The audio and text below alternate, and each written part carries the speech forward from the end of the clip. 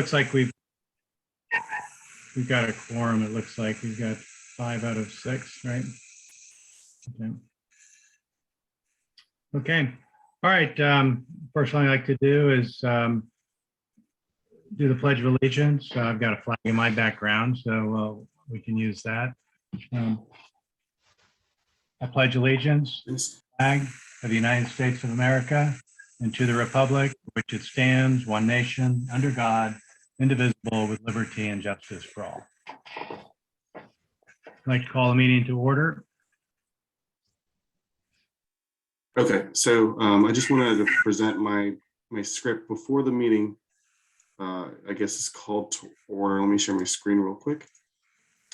So as you guys know, I read this at the last meeting. This is just for participants who are not familiar with Zoom, but since I read this, I'll go through this a little bit more quickly.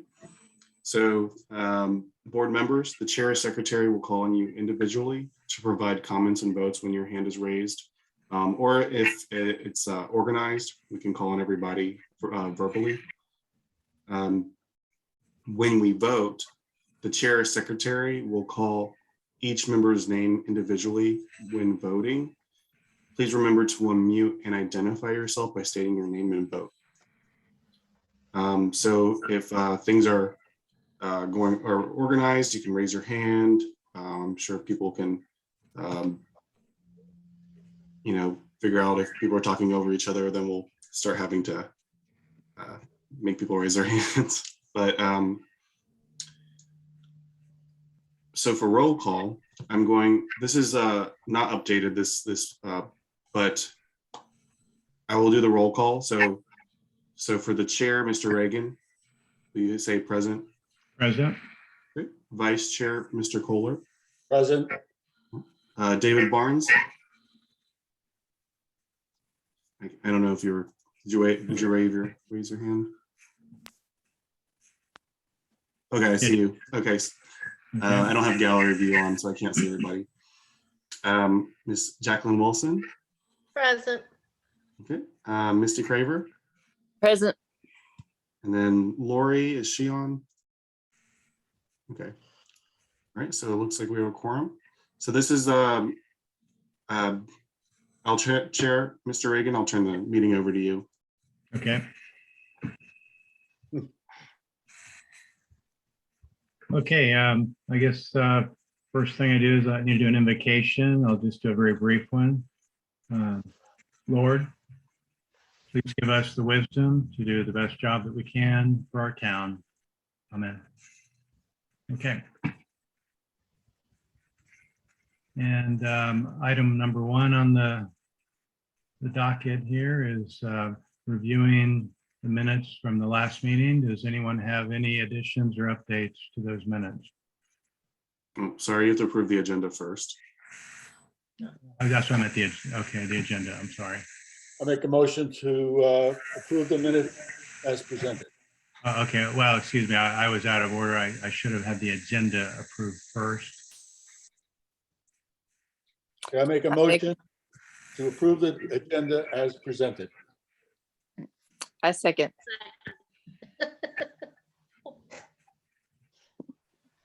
Okay, Okay, so all right, and so I guess we'll take a roll call vote. Jackie, how do you vote? Aye. Bob Kohler, Aye. David Barnes, Aye. Misty Craver. Aye. Okay, and the end motion passes. Okay.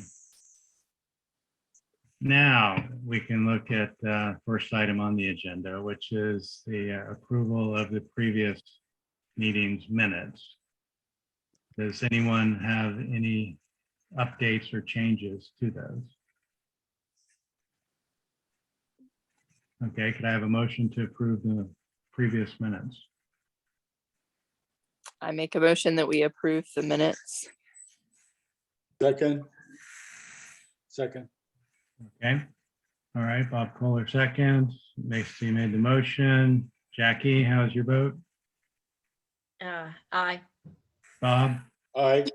David, Aye. and Misty. Aye. Okay. All right, let's see. I somehow I've lost my agenda here. Hold on. Okay.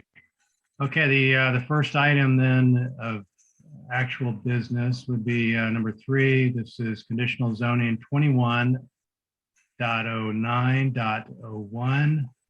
This is 3042 and 3038 Matthews Indian Trail Road. This is to conditionally zone this property for townhomes adjacent to the Bailey Mills development. And Max, you're going to make a presentation on this, is that correct? Correct. So can everybody see my screen? Okay. Yes. Great. All right. So I cannot see anybody in the presentation. So if anybody wants to talk, please feel free to interrupt me because I can't see anybody. So, so this is our conditional zoning CZ 21.09.01. It's the Bailey Mills expansion. So the request is for CZ MU2. Impact LLC requested conditional zoning for 23 townhomes adjacent to the approved Bailey Mills townhome subdivision. They have 4 conditions requested. They request that lots 9 through 19 front landscape buffer instead of a public street. They request that density limit is increased from 6 to 13 units per acre. They propose a front yard setback of 12, which is consistent with the Bailey Mills subdivision. And they propose a total improved open space of 5.6 acres on the site. So this is the site plan for the conditional zoning. As you can see in the red boundary, this is where the conditional zoning is, the request is made. And then the subdivision north or above the red boundary is the approved Bailey Mills subdivision. So the expansion is just within the red boundary. And this is a zoomed in portion of the conditional zoning site plan. And I will also go back to this if anybody requests during the presentation. I can go back to these site plans so you can look.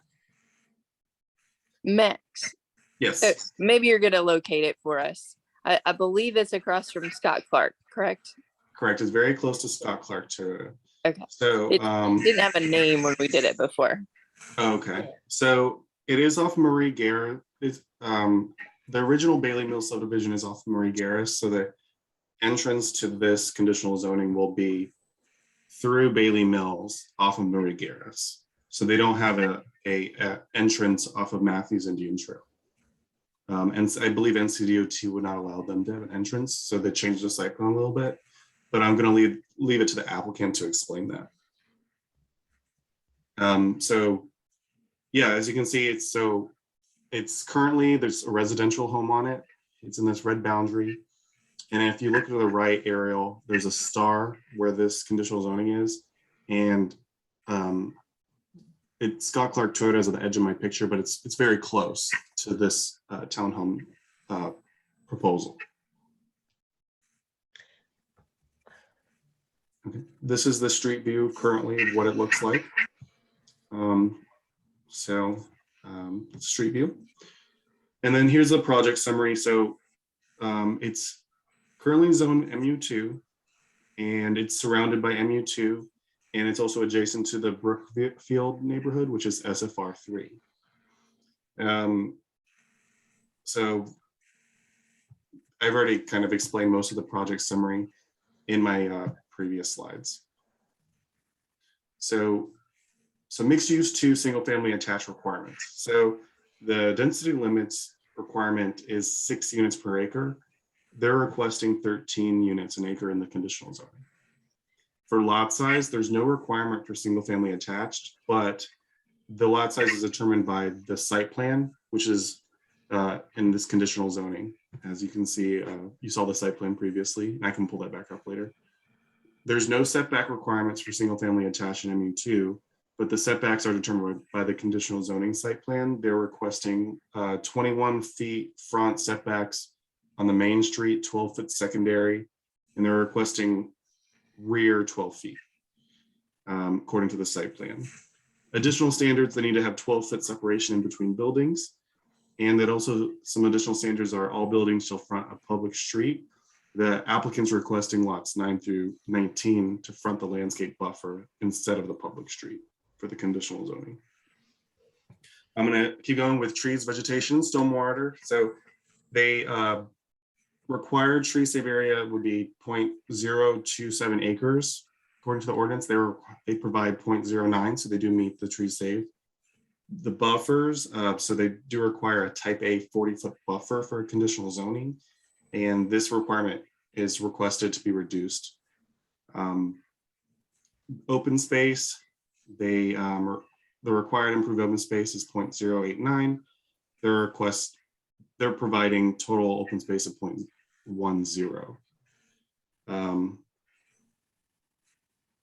Sorry, there's two different types of open space. There's total open space, and then there's required improved open space. But they're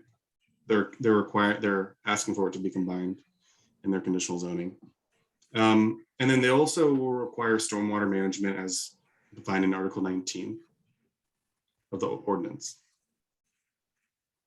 Okay, so our future land use plan shows this area as walkable activity center. Well, some primary land uses of walkable activity center are sit-down restaurants, professional offices, and townhomes. And this is also located in our small area plan and our Monroe Expressway small area plan. So the townhome use is shown on the small area plan and is shown as a primary land use in walkable activity center. So it is consistent with both the comprehensive land use plan and the small area plan. Some history, just so you know, the original Bailey Mill subdivision was approved as a 92 single family attached unit subdivision. It's currently under review and in the final plat approval phase. It was a by right use in MU2, and a development agreement and construction documents were approved for this subdivision. The expansion, so NCDOT required Bailey Mills to move their main entrance from Matthews Indian Trail to Marie Garris. So this expansion now connects through that neighborhood. And for a text amendment to change townhomes as a by right use in MU2 to CZ was changed. And that's why this is a conditional zoning now, because that change was made after the original Bailey Mills subdivision approval. So it's not, townhomes are not by right anymore, they're conditional zoning. We had a community meeting on December 17th, 2021, and we had one resident in attendance. I believe it was the owner of the property that the conditional zoning site is on. We had our subcommittee meeting with council. We held this virtually on January 24th. Tonight's our planning board meeting, and town council is going to be on February 28th. So we sent notices for the planning board conditional zoning and the town council conditional zoning hearing. So these are staff's suggested conditions. So the first one, all permit required by federal, state, or local governments must be issued. It's kind of pretty standard. We're going to probably require that on every single conditional zoning. One of the staff comments is we would ask that there be one homeowners association for both Bailey Mills and the expansion. Another condition would be the architecture be in harmony with the Bailey Mills subdivision, and that all roads remain private because they are not built to town standards. So here are the conditions next to each other. The left is the applicant's conditions that they're requesting, and the right is the staff requested conditions. And I can pull this up whenever we're making a vote so that you guys can review these conditions. Does anybody have any questions on the presentation before the applicant presents? Okay, does anyone have a question? Okay, Max, I've got a little question here. How did the applicant or the builder or developer, whoever, be allowed to build roads that are not public? Because I believe the ordinance is very specific that all buildings must front a public street. Is that correct? Yeah, so I had their land use attorney kind of, we talked to the land use attorney about public streets, and the definition of a public street is kind of vague. And so a public street doesn't mean town maintained though. It just means a public street that's used by the residents. And so that's why these towns face streets that are not town maintained. They're still considered public streets though. Okay, so that these are not, when you say it's a private street, that doesn't mean that, let's say someone who lives on Vicky Drive can't decide to go walk over on the nice sidewalks that are going to be here because they're private. Is that correct? Correct. Okay. So Yeah. it'll be maintained by the HOA that you're talking about. So that's what staff is requesting. I have a question about the density requirement. It's not the same as Bailey Mill, It is not the same as Bailey Mill subdivision. so it doesn't conform with the architectural design of the rest of the neighborhood. Why do they need such a small density? Why do they need to increase the density there? I Six would let that, to 13 units is quite a bit. yeah, I would let the applicant kind of answer that. I think where staff's requesting that the architectural requirements of the look and feel of the neighborhood, or like the look of the neighborhood match Bailey Mills, not the density per se. I don't know the density of the original Bailey Mills subdivision at the top of my head. I mean, that would affect the look of the whole development. You have most of it being one way, and then you have a small little section there that's squished together. It matches Max. It matches Bailey Mills. Okay. So maybe some of your questions will be answered when the applicant presents. Okay, yeah, and well, the other one here is I think is a pretty major issue is, you know, the buildings are facing backwards from the street. They're not fronting the public street, whether it's public or private, they're not fronting a street. That's going to completely change the look relative to the other units because they're going to be kind of facing backwards. Yep. That's one of my big concerns. And I mean, the ordinance is pretty specific that all buildings must front a public street. I mean, it's specific.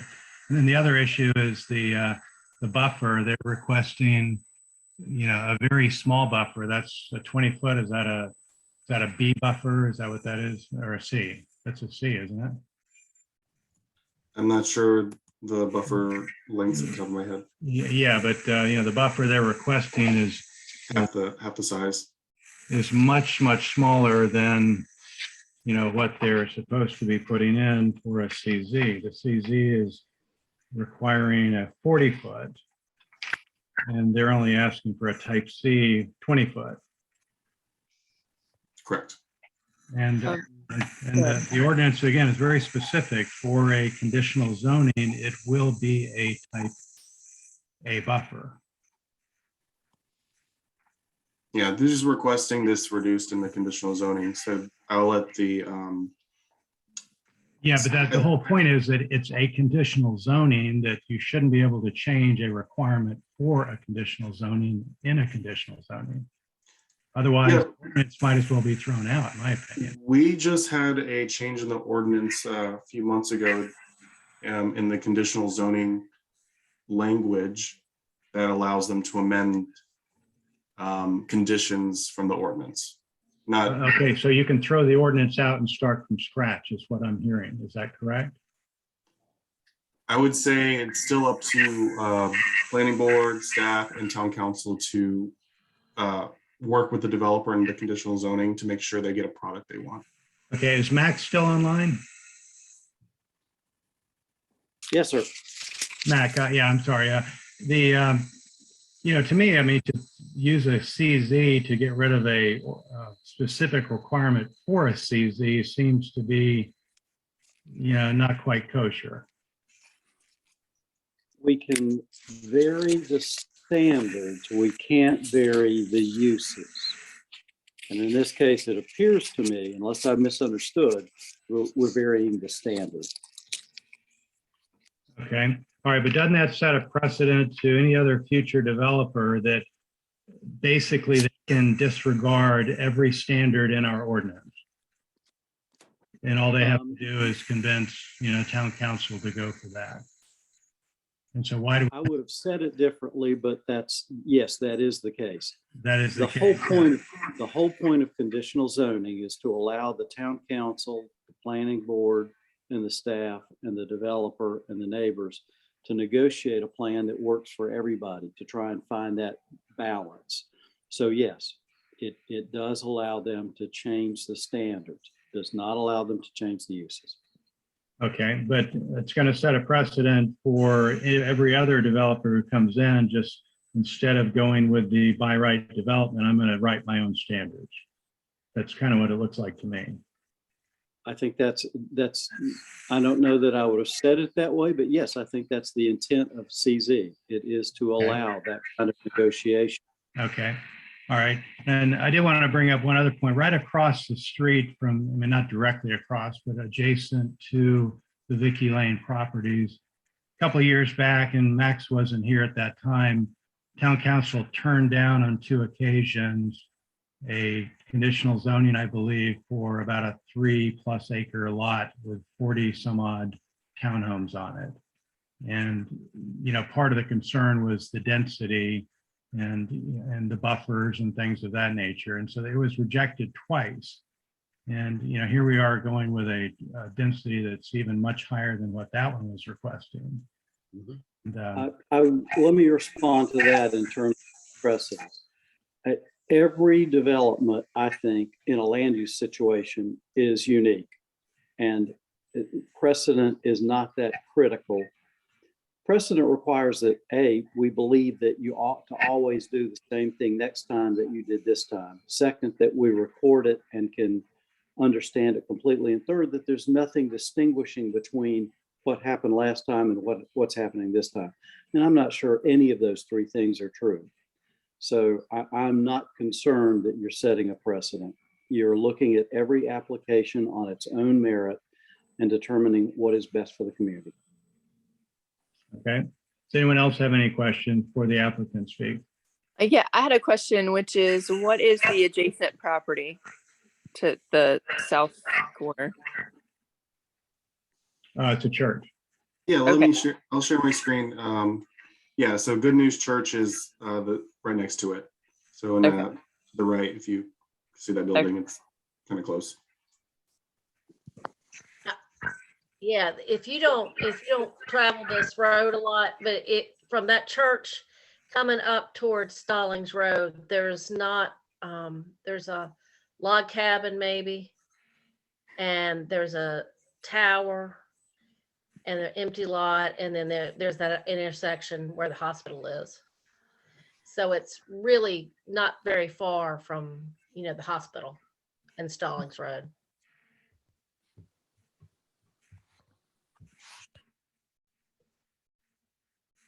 Just to give you some background.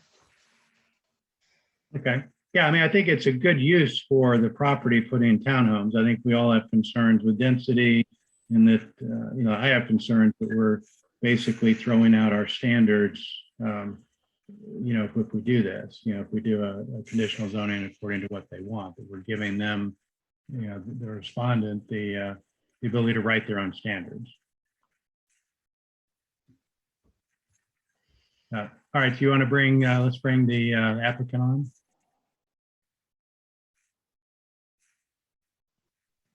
Good evening, guys. I'm Ty Matthews with Impact. And my business partner, Chris, is here with us as well. And we appreciate your time. Some of you we've seen before when we were doing Bailey Mills, and I recognize Misty for sure. And so I think some background, Robert, to your point, is extremely important. Which Robert? Sorry. Which Yeah, Robert? I've got Robert on mine. You're Bob and I'm Robert. Oh, okay. Oh, Okay. it's reversed. No, Bob, you he's can Robert. call me Robert. Okay, Robert. Very nice to meet you, sir. So this property became available certainly after we had already gone through the development agreement with Bailey Mills. And it would have been great to have that all be done at the same time. I think it would have made it a lot easier on you guys. So unfortunately, it didn't happen that way. It happened afterwards. And prior to Max, who's done a great job with our team, we had been working with Lynn Hare, if you guys remember Lynn. And we told Lynn, hey, there's 2 acres next door. Lynn, what do you think you guys would want to see here? We literally just gave an open checkbook with Lynn and planning to say, hey, what does Stallings need? We've got Bailey Mills going on next door. What can we do to contribute to something that you guys might see would be needed in Stallings? And she said, well, Ty, it's zoned MU2 and, you could do some small business there and things like that. And we kind of went through that. And so we got to designing some small business there to maybe provide the hospital folks a place to get some coffee or whatever it might be, just really trying to play to the walkability that you guys were trying to create with those wide 12-foot sidewalks and all of that. And Lynn said, hey, by the way, we had a meeting that it looks like the light rail is going to be coming down here. And we just publicly announced that on Tuesday. And we said, hey, that's great. Well, let us get to work, Lynn. We'll start trying to provide something and maybe give back to Stallings. And we'll kind of leave it up to planning staff to guide us in what you guys would like to see. So we designed some small business there thinking that would fit perfect with what was going on around the area. Well, the problem is when we got to NCDOT, they just crushed us. They wouldn't allow a turning lane in. In agreement with those folks, with Travis and the guys at NCDOT, we have a good relationship with them. Vicky Lane doesn't line up, and they were worried about safety issues because there's a stoplight right there. You've got the Good News Church there. And they just said, look, after many weeks of talking with them and showing the site plan, finally the ultimate word in kind of a private email was like, guys, look, you're chasing something just ain't going to happen. So we scrapped that plan and we went right back to Lynn and said, Lynn, look, here's what we're dealing with. We can't do it. And what's the other option? And she said, well, Ty, look, we might be updating our overlay plan in the next couple months. Now that we kind of have some word on the light rail and things are going on, we might want to see more density in the area. And she said, it looks pretty problematic. Then she asked us, she said, well, what do you think about just doing more townhomes as opposed to just abandoning the site? Why not just do more townhomes there? And I said, well, gosh, I wish we had done that, when we did Bailey Mills. So the reality is we put together a townhome site plan that would work, meaning financially work for what we're paying for the 2 acres and the amount of units you would need to pay for it, to make it math. And that's the site plan that we got. Well, the bottom line is that our only connectivity that's going to work is got to go through Bailey Mills. Hendrick won't give us any land over there. We've talked to them. We've talked to a lot of folks. We even talked to the Good News Church about using their driveway. And Pastor Peter there, who we've had multiple conversations with, has been very supportive. But the reason why the units are spun around there next to the church is because the pastor wanted that. He said, Ty, can y'all please let us see your backyards and not the front of these houses? Will you spin them? And I said, well, what's the concern? He said, well, we're going to be doing a playground here at the church, and it just would make us feel safer if the units were spun around. I said, well, that's fine. We'll redraw that and give it back to Lynn.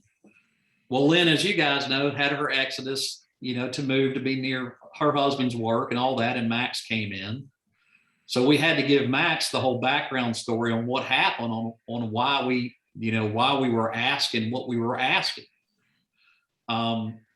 When you look at this combined together, Bailey Mills and this expansion as one, well, Bailey Mills didn't have open space requirements or improved open space requirements when it was done. That was a recent change in the ordinance. But when you tie the two together, you have more than what's required anyway. So we're asking for a reduction in some of these things, but when it's tied together as a whole, we've got more than what's needed, if that makes any sense. And it's hard because you're looking at a separate 2-acre piece without looking at Bailey Mills, but when you combine the two, you end up getting more of the unimproved open space that's required in the ordinance. So we're actually meeting the ordinance if it's viewed as a whole, okay? The setback, you know, we want to make sure, we told Lynn, look, we just want to make sure that if we do this, and this is the only opportunity for this land at this time today, due to the fact we can't access, we really need to make this stuff look like it's just one giant neighborhood and that it's not something that just sticks out like a sore thumb where you got this afterthought where it would visually, you'd be able to know that somebody did something that just didn't make any sense. So the requests that we're making in some of these conditional zoning requests is simply so that we can make sure that the look and feel looks exactly what you have right now. So that nobody could drive down there and go, well, wow, this was an afterthought. That goes to all the architectural conditions. We would want them to be exactly the same as Bailey Mills. The number of units per acre are slightly more than what Bailey Mills is, but that's just because of the design. There's not enough room for a lot of things. So we're having just to squeeze things in to get it to kind of conform visually with everything that's already there. So we just don't want it to stick out like a sore thumb. If the streets are private, then you have to understand, if you can imagine living in a neighborhood and you've got a homeowners association, and then all of a sudden some guy builds more houses that's going to come into that HOA, well, it needs to be consistent so that you don't have homeowners, you know, riled up against another set of homeowners. You want it to all kind of be the same. So we have a unique opportunity to, yes, get it to run through Bailey Mills. The entrance is on Marie Garris. You satisfied NCDOT, and you get something as opposed to nothing because NCDOT is not going to allow it. Then the property just becomes 2 acres that can't do anything with it. So we were stuck in a rock and a hard place. And that's why we asked Lynn, look, what can we do? Should we just let it go? And she was pretty adamant. She's like, no, you just need to make it townhomes. That's probably the best thing for it. And that gets us density around the light rail if it comes. And she thought that you guys would be supportive of that. So that's where we are. That's the bottom line. Okay, does anyone have any questions for Ty?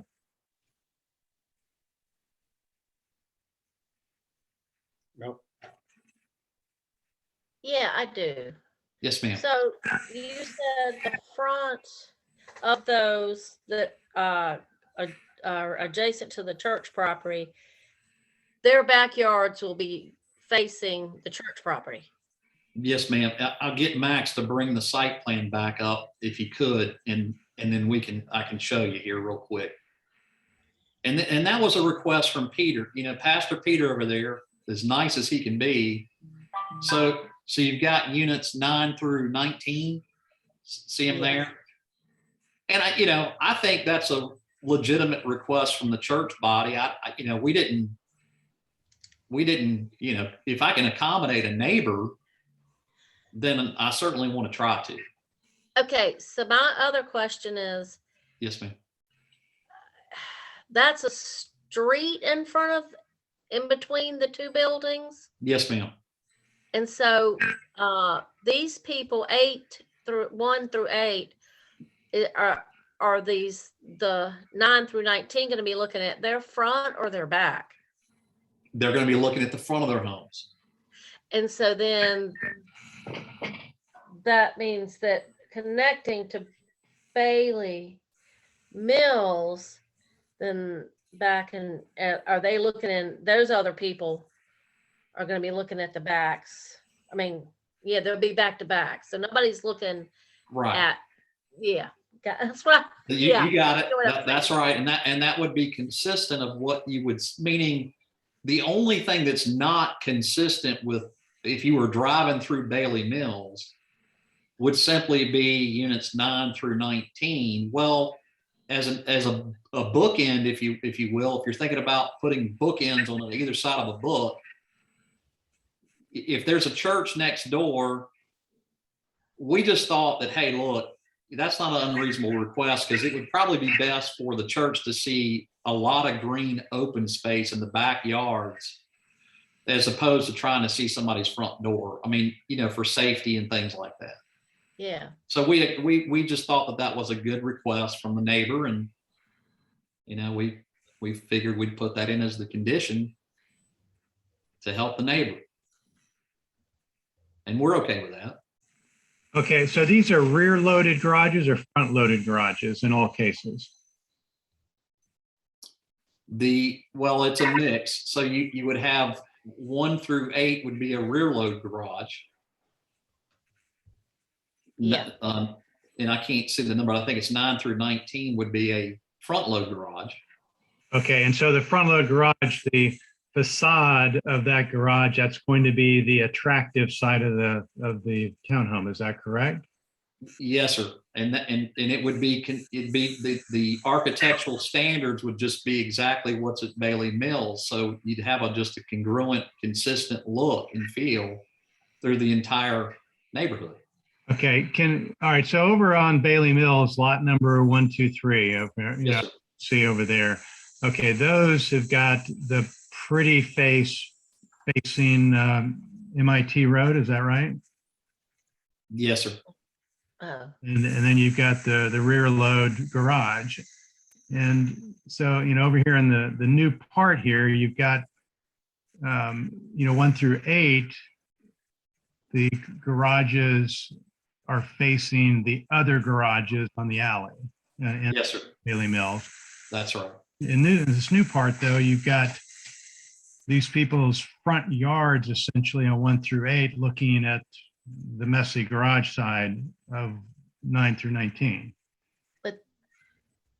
Well, Well, there's street separation. I mean, there'll be some, meaning, yes. I mean, I don't think it's going to be messy. I mean, meaning the appealing part of, I think Bailey Mills is its high architectural features. It's not a low end site. Well, I'm not saying that it is. I'm just saying that it's not consistent with the rest of the neighborhood, that you've got, kind of when I say ugly side, I just mean you got the busy side where you got garages going in, you got an alley in all cases, and then you've got the pretty facade is facing the main street, except on this new addition, 9 through 19 or 8 through 19, whatever it is.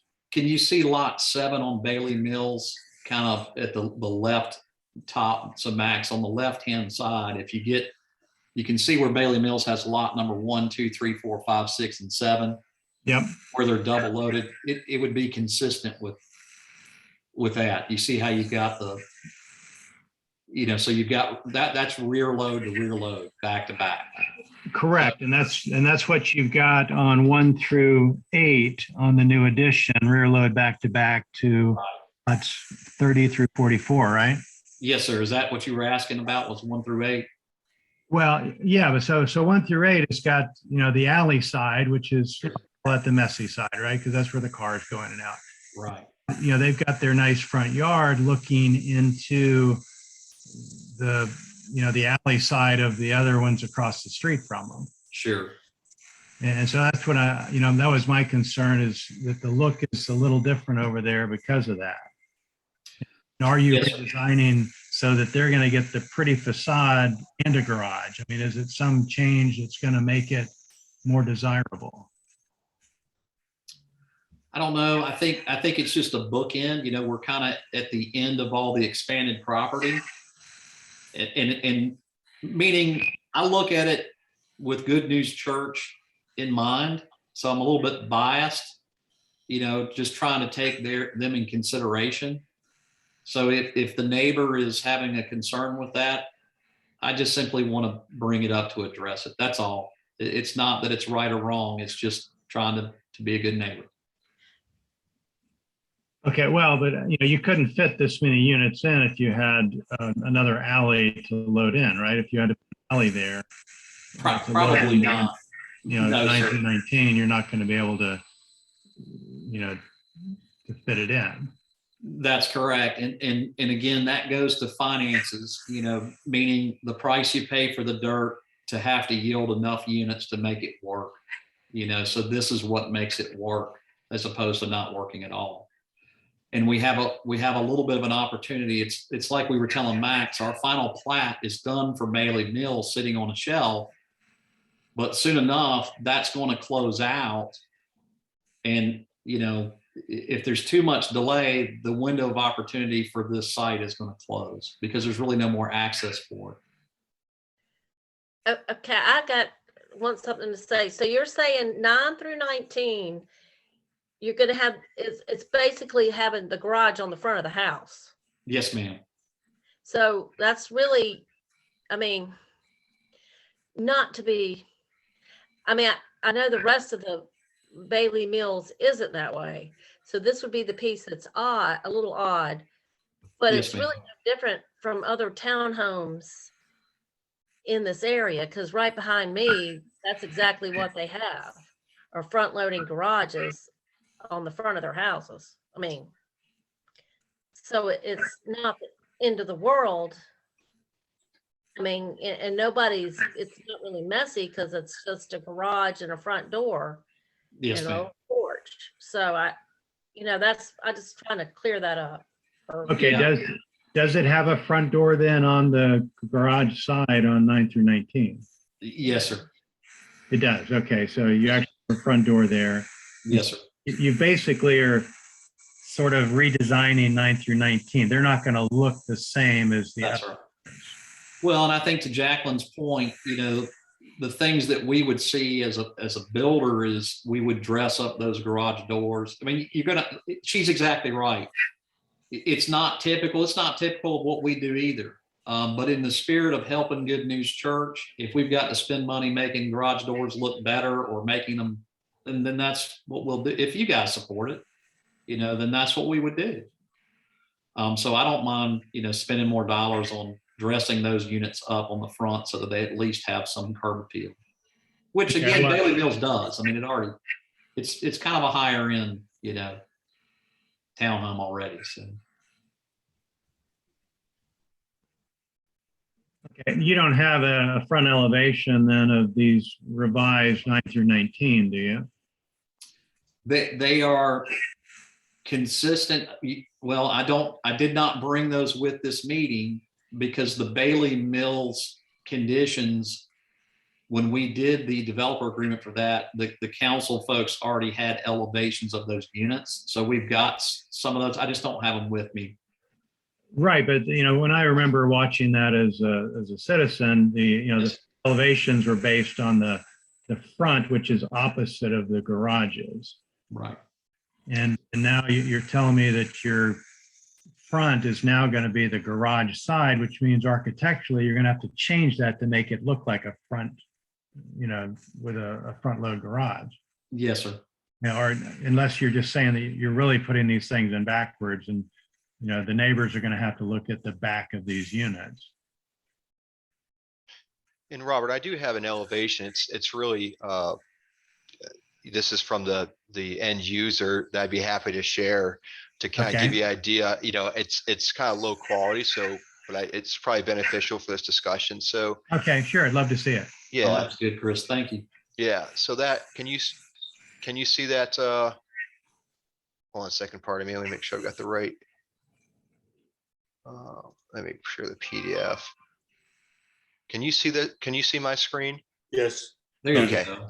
So again, it's kind of, the more I zoom in, the grainier it gets, but it's all, all the doors are architectural doors.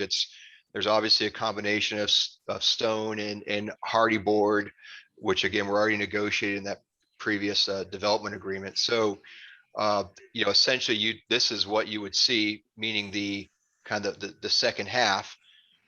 So it's tastefully done. It's still a high-end unit. And again, it's just those units would be spun. And Okay, yeah, that's great. That wasn't clear earlier. This looks fine. You've got the nice looking facade just with a garage on it. I don't have a problem with a front load garage. Yeah. And that actually gets you where you're now fronting on a public street, so to speak. Mhm. Yeah. So it meets that portion of the requirement. So I think Well, that's something that, it's much more clear now that we see this picture. yeah, and Robert, my wife would beat me if I didn't do anything halfway nice. We're from this area. We didn't import. This is our home. So Yeah, okay, so the neighbors in 1 through 8 are going to be the top photo, if you will, and then the neighbors 9 through 19 are going to be the lower one. there you go. Exactly. That's exactly. it. Yeah, so that's fine. Okay. And then, so the back of those units with the garage in the front is truly their backyard. Yes, sir. Okay. All right. And of course, it's up to the HOA too, but are these folks allowed to have individual fences and whatnot to kind of close off their yards, or what's the story there? Probably not. You know, I've never done a neighborhood where people take care of their fences. Well, and I shouldn't say that. I don't mean to canvass it that way. It's just, you just don't know what you're going to get. I would prefer landscaping to buffer people, things that are going to be pretty growth over the years to give privacy, but I don't think we would probably allow fencing, unless you guys think we should. Well, I mean, it's allowed in our ordinance, correct, Max? Yes, and they would be allowed to put fences per the ordinance, but And so it would The just HOA be would according to your control HOA. Yeah. Yes, sir. I'd have a problem with dogs. Yeah. Yeah. running Yeah, around. Okay. and that's fine, you know, and I would only say that, you know, if they are going to put fences up, it needs to be something of a certain quality so that it doesn't Right. require a lot of maintenance. You know, so- The HOA should designate what kind of fences are allowed. Okay, so, I guess, that addresses, one of my concerns was not being on a public street, fronting a public street, so that you've addressed that because you flipped the units around and have made them, the pretty facade, if you want to call it that, facing the street. So you addressed that. Okay, the other issue would be the CZ standard of 40 feet versus 20 feet, the Class A buffer versus a C. yeah, let me share my screen again. Does anyone have any ideas how to mitigate that? Yeah, so if they were to follow the CZ standard, they would have to have a 40-foot buffer completely around the site, which would greatly reduce the number of townhomes that would be allowed to build. And they're just requesting this one landscape buffer along the church side. Okay, yeah, which, I don't have a problem with not buffering to the other townhome because they're, I look at this as part of the same development. I don't know if the rest of the planning board looks at it that way, but that's the way I do look at it. So that's not a problem, but it's really the buffer to the church, making sure that, one, the owners of these new homes aren't having to look, in and see all the traffic and whatnot on, Sure. at the church parking lot. And again, I'm not that familiar with the church. I've driven by there a number of times. I don't know how busy it is. I've never been there on a Sunday. All right, does anyone else on the board have any ideas how to mitigate that whilst, not having the full 40-foot buffer? Well, I would have a question. Did the pastor have an issue with that buffer size? No, Misty, he didn't. We gave him the site plan and looked at it. He was fine. We went through it pretty deep. As a matter of fact, we had 2 follow-up phone calls just to go through it. And he did not have any other concerns because their goals for the church was they're going to end up putting in a playground area there, almost literally behind all that. So it's going to have a lot of green space between them and us anyway.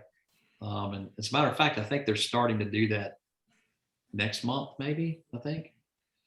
So it would provide a kind of open green area. Visually, it would, I guess is what I'm saying. So, Okay, Max, is there some standard we can put into that buffer to make it a denser planting than may be required under a normal Class C?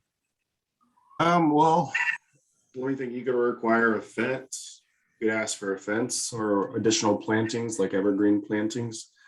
I have some comments that said that the church is very busy almost every day. And then I have one other comment, that section, this condition right here that says the lots at 9 through 19 front the landscape buffer instead of the public street. We'll have to change that to the lots. This condition I don't think will need to be applied.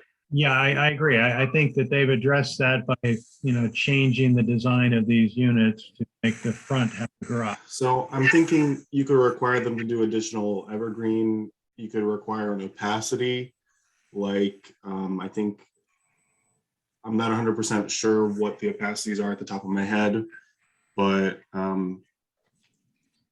so like a fence, opacity, or additional plantings to make that buffer stronger. Yeah, I mean, the If the type applicant A, agrees. I've got the standard. The type A has got a 90% opacity.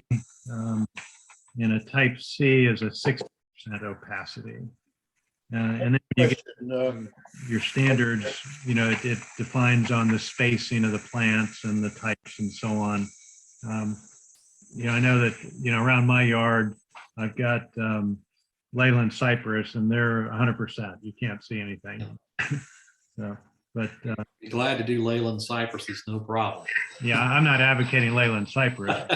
They get pretty darn They're big. huge. I know that they'll shade those, that's on the south side, I think, they're going to shade those people's backyards pretty much, which Yeah. I don't know. But is that some standard that we could come up with, Max, as far as a planting standard that would be a higher density? Yes, so you could request, like, so if you were to vote on this, you could say we would like to have a higher density or higher standard for the buffer between Good News Church and the developments to have a 90% opacity or something like that, along with the 20-foot buffer. Yeah, I don't know if you can get 90% out of 20 feet. Yeah, maybe a little, maybe like 75. Yeah, okay, all right, and then, A 60, far as- 60% on 20 feet is pretty tough. right, I know that we did put a fence standard onto another development recently over near Shawnamara.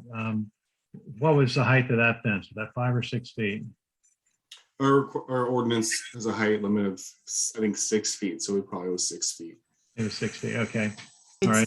It's, That's something that anyone Well, else Matthew? on the board thinks maybe would be applicable. And I'm looking at really kind of protecting the new homeowners from, the noise of the church and the activity of the church. Because, that's, they're kind of backed right up to that church. That's a big church. that picture of the street view, it has the church and that house. Is that the Oh, property? okay, sorry. there? Sorry, I didn't mean to interrupt. Go ahead. The picture that we have of the street view, it has the little brick school, the house and the church. Yeah. Now, where is the property line is by this fence here? Yeah, that's the fence. And then Matthew also corrected me. He said the requirement is a 5-foot minimum fence. Now, where would the parking lot of the church be? Between the church and that property line? Oh, it's on the So- other side. Yeah. On the other If you look On the at other the side. aerial on the left, It's on the other side. On the other side, okay. yeah, All right, so this is kind of the back of the church, if you will, and they're Where are going to, they putting the playground in? Right up there front, right in front of the, you see where that little area at the front of the church, yeah, right there. yeah, right there where the cursor is. That's where they Okay. want to put all their green space. Yeah, it would need a good buffer. Okay, so what about it, board? Do you think a fence would be appropriate in combination since it's only a 20-foot?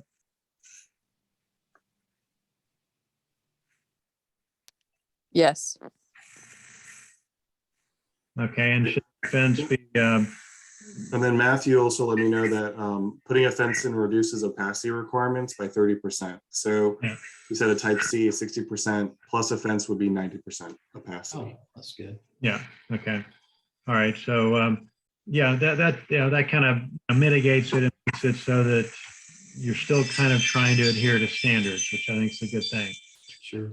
Okay, and then as far as a fence type, I'm not don't think we were talking about a brick wall type of fence. What do you folks think? Something like a slatted fence of some type, either vinyl or treated lumber or something of that effect?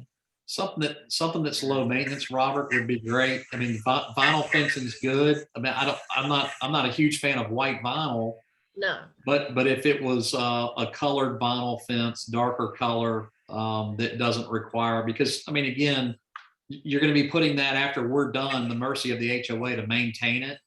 And the last thing we want is something that's rotting and nobody's properly maintaining. So it needs to be something like a vinyl, dark colored vinyl fence that lasts. a Okay. good All right, It has to Jackie. be masonry, stone, or lumbar, no vinyl. yeah, the Oh. fence behind me is a tannish vinyl fence that looks like stone. If that Right. makes any sense. And that's Park Meadows that on Monroe Road, and they put up, this, it's pretty decent looking to look at. It's not white vinyl. Yeah, that would be good. I think the town put up a fence behind Mario's Italian restaurant, Oh, yeah. some kind of it doesn't look like it needs much maintenance. I wonder what kind of material is used there.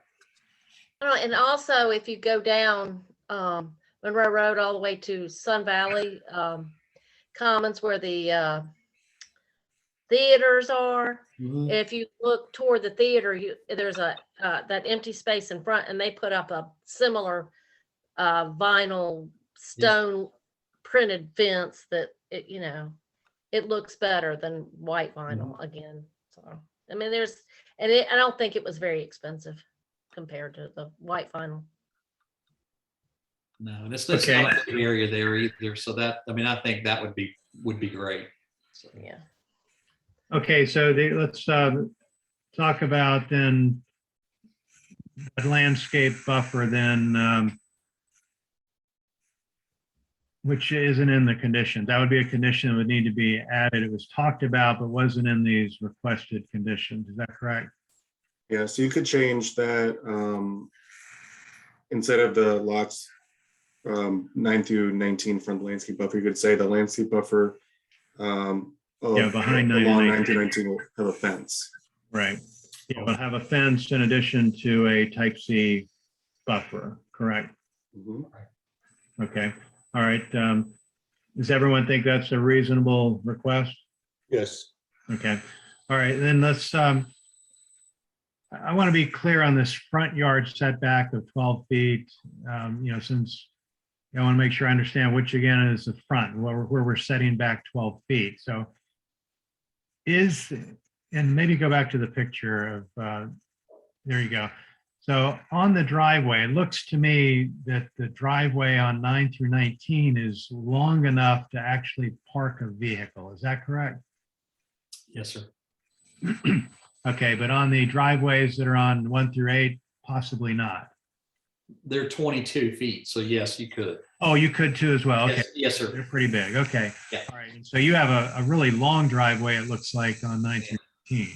That's correct. Yeah. Okay. All right. And this, what you're going to end up with is a driveway that's, looks like it's approaching, 30, 40 feet, right? Right. And let me also point out, and Max, this might be a good time to also bring up, you see the street that's between these units. Okay. That's a proposed right of way of 44 feet, which is a public road right of way. Okay. And I need to let you guys know the reason why you saw some of these requests for setbacks by us is because we did not know if the town of Stallings would want to make these public roads. So we showed a public road. Okay. So I think Max is making a statement that the planning would recommend they be private, which is fine by us. We simply wanted to make sure that we gave you guys the opportunity to provide future connectivity to other people's property that's adjacent to us and not go through the problem that we went through with NCDOT. So that's the reason why we showed a public road in our plan, is because it's ultimately up to council whether or not you take a road to be public or private. Right. So we just wanted to be good to our town and say, hey, look, if you guys wanted a public road, we designed it that way. If you don't, that's okay. No hard feelings. We would shrink that road back to a private cross section. Okay, this, you've got a sidewalk shown on the side of 1 through 8. Is that also a sidewalk on 9 through 19? Yes, sir. Okay, so you So if you went private, you'd lose one of your sidewalks. well, not necessarily. Well, I mean, as far as the cross section goes for public, I don't mean that wouldn't be a decision made. I'm simply saying we wanted to give you guys that option and leave it in your court. So that's all. Right, okay. So if we're not going to do public and it's going to be private, Chris, do we need to talk about the setback then? I mean, is the setback, the 12-foot really that important, being that's where these setbacks conditions came from, was based on whether it was a private or public road, and we just didn't know what you guys wanted to do. Yeah, and just to kind of elaborate, as part of the, I think the intent has always been to match Bailey Mills, both in lot size and both in building size, so that, as we've discussed, when you drive in here, it's not a separate development with separate architectural standards. It's one neighborhood. And to do that, so just to give you an example, the setback at Bailey Mills is at 12 feet as it stands. I think in the ordinance is 20 feet, but Bailey Mills, it was reduced to 12. And if this ended up being a private street where that proposed 40-foot right-of-way shrinks, then 12 foot would be all that we wouldn't need to make any additional requests. Right. However, if this was going to be a public street, then that request we would need an 8-foot front setback to accommodate. And what that does, Robert, that additional 4 feet, that just allows the lots to be the same size. So Right. if this is going to be a private street that's, still has the on-street parking and sidewalk, we would be able to reduce the right-of-way such where we would keep the same standard of 12 foot that matches Bailey Mills. Right. If there's a suggestion that, hey, we would like to have this to be a public road, which essentially the town would accept that the portions of the alley kind of coming in would be public and then exiting would be public. And to Ty's point, you allow additional connection, kind of hammerhead into Hendrick, if that was something that the town would look for future connectivity. Then in fact, our front setback request would be 8 feet versus 12 feet. So I think if we say, hey, ideally the staff is recommending these be private streets, then our request for 12 foot simply just matches Bailey Mills, and there's nothing else that we need to adjust or ask for. And let me clarify the request. So we're asking it for it to be privately maintained by the HOA because these townhomes will be connected by an alley to the rest of the Bailey Mills subdivision. So we didn't want, my intent was not to change the setbacks or the layout of this neighborhood by making that a condition, because ultimately it is up to town council on whether or not they will adopt a street. So I cannot guarantee that they will adopt it, even if that condition is not there. That was just a condition just because this is the main connection to the subdivision, and that was originally proposed as an alley in the original Bailey Mills subdivision. Right, it's only 18 feet. It's what I saw in there, right? Yeah, so that condition can be taken away. It is And then, ultimately up to and then the other council. connection over here on the left side of my screen is also an 18-foot connection. Yeah. So Robert, really, just so everybody knows, we just wanted to be in the good spirit of, hey, look, if you guys need to try to produce some more connectivity to adjoining, meaning with going through what we did with NCDOT and not getting direct connections, we're just trying to give the best outcome for folks in the area, whether that's Hendrick or somebody else, to have another way to connect to some road. And if you guys thought that a public road would help you guys create more connectivity, we're right there with you. If you don't, that's okay. We'll just make it private. So that's the reason why we have those two types of setbacks requests, is simply because we just don't know what y'all's decision and plans for Stallings might be. Correct. Okay. All right. So yeah, I'm looking at your layout again. You've got, I see the stormwater retention area. Yes. Like the top left, if you will. And then this area down at the bottom, is this your improved space, which is kind of like a little play area potentially for these townhome folks? Yes, sir. Okay. And is there a larger play area inside this neighborhood somewhere else? There's a, Or is that kind of what, this? There is, I can, if you like, I can bring up kind of the amenity for Bailey Mills. right. If you just give me 1 second, please, I'll show you kind of what we have planned. We kind of have this basically a central park, if you will. Bear with me 1 second, my apologies.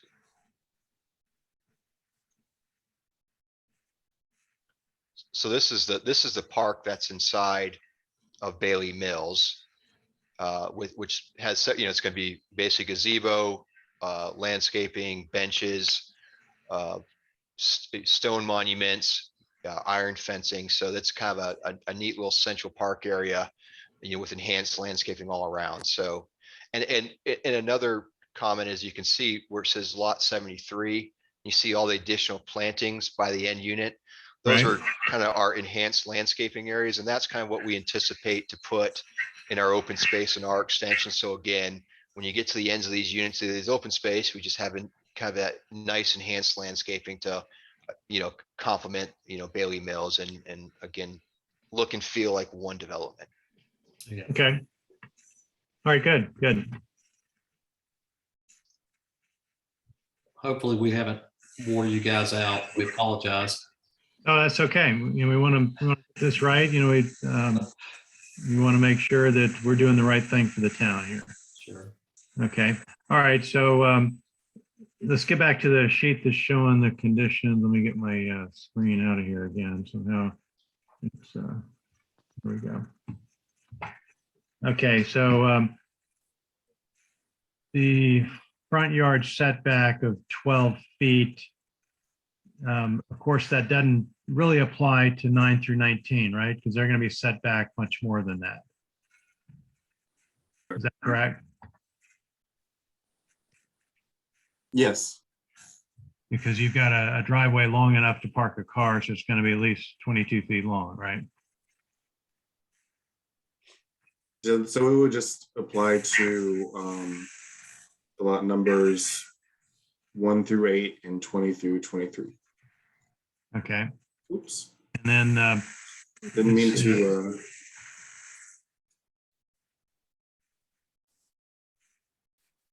Okay. okay. And so any other concerns from the board? No.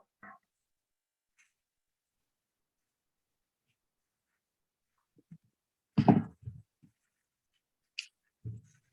right. So I think what we're looking at then is this condition number 1 is going to be that the required type A buffer behind 9 through 19 to be a type C with a, did we say a 6-foot fence? Yeah. 6-foot vinyl fence. Not vinyls. No, vinyl's not allowed in ordinance. Oh, no, vinyl's not allowed. Okay. So it'd be like a, let me see what Matthew sent me, the masonry, stone, or lumbar. Masonry, stone, or what? Lumbar. Oh, Lumber. Lumber. Sorry, Okay, lumber. I'm reading Okay. it. It was a small typo, and he fixed himself. I'm just reading it. Sorry. Okay, masonry. Should we do a stone, composite? Is there a way we could do a composite material? Yeah, that's what I was thinking, like a composite board, Yeah, which is going to be maybe more durable than lumbar. right. You know, so, Matthew, are you able to look at that really quick in the ordinance? I or can't we pull could it. just put lumber or composite. It's probably gonna, just because of the nature of the level of those homes, it's gonna be something that's a little bit nicer, so. um,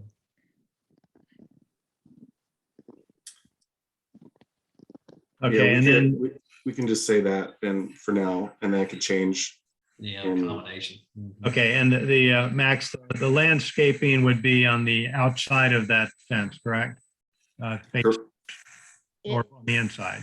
Inside. Inside, yeah. So they said, Matthew, okay, you're correct, Matthew, thank you. So you can request composite with the conditional zoning. Okay, composite, okay. That's All better. right.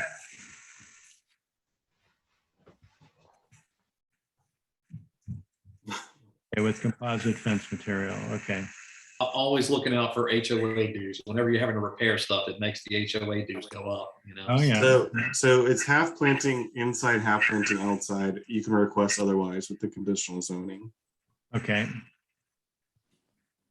Robert, and I would request that we could plant those on the ends, meaning this. I don't Yeah. have any confidence that somebody's gonna go out there on the outside of that fence and check this shrub, or a maintenance crew that's gonna take care of them properly. It would be great if those plantings were on the inside of that fence. right, so all of the plantings on the inside, okay? Yes, sir. That makes the most sense to me as well. Okay. And this will be a fence designed for not climbing, which means it's going to have vertical boards rather than horizontal. Right, exactly. Okay. All right. Okay, so that would be, condition number 1. Okay. All right. The front yard setback, condition number 2. I'm going to take these out of order because I know Bob had a concern on the density, so I want to talk about that one last. Okay.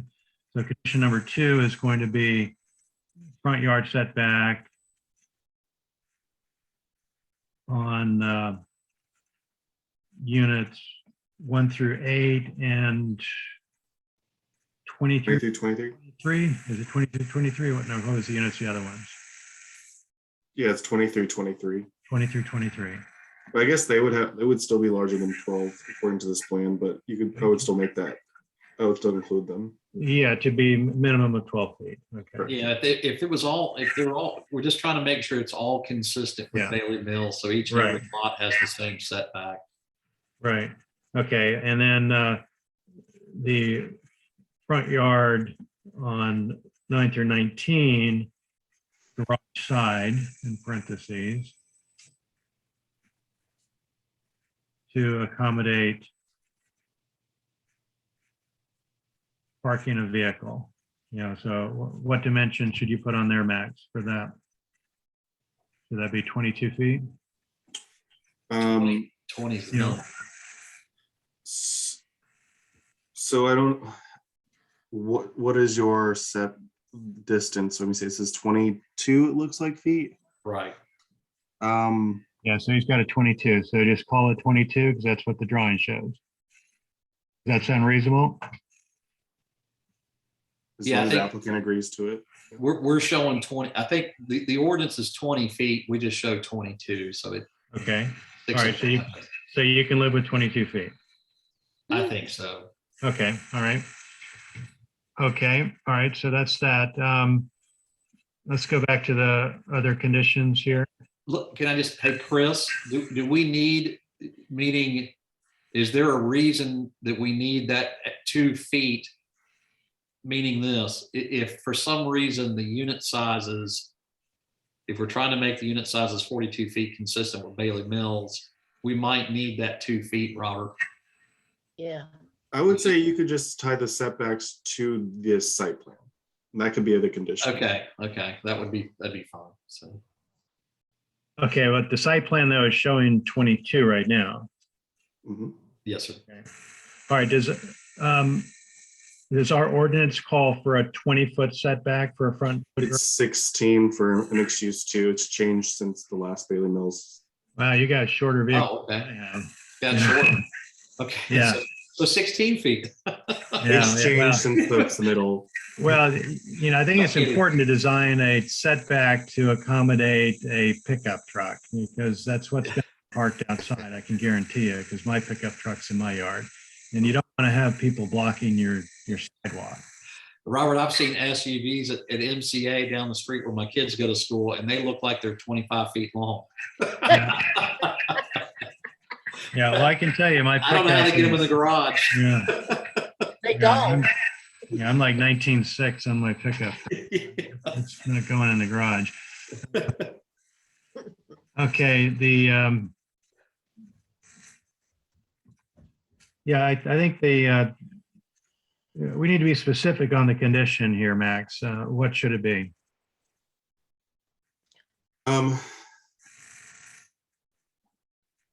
Let me think. I don't think we need to specifically call out that setback of 12 feet. We can just say, Well, on that one's not so much important because it's really the side over here where you've got, the front load garages, 9 through 19, where, I guarantee people are going to park in their driveway because, people do that. And, you want to make sure that they're in there far enough that they aren't blocking the sidewalk. Mhm. That's always the problem. so you could say, request of 22 feet front setback, and if it's going to be changed, bring back to the planning board, or it could be a change with administrative review. It Okay. could be something like that. Just to give them a little bit of flexibility in case something happens in the future. Okay. All right. All right. Else okay with that? You see how the units are offset to each other? Correct. Yeah. So some are going to be longer and some are shorter. Well, that's why I was saying, hey, if you had a 20-foot as the minimum, you're going to have some that are, 20-foot, you can get a car in pretty, that's the size of a regular standard garage. Meaning if you're talking about a 2-car garage, the depth of a garage is 22 feet for a real garage. Okay. Right. So 20 feet, I think the only concern I have, Robert, is that if I'm trying to squeeze another foot out of a unit to make sure it's consistent with Bailey Mills, Right. every foot is going to help us with that. Well, I realize that, but we want to make sure we got a nice neighborhood for these folks that are going to buy it eventually too.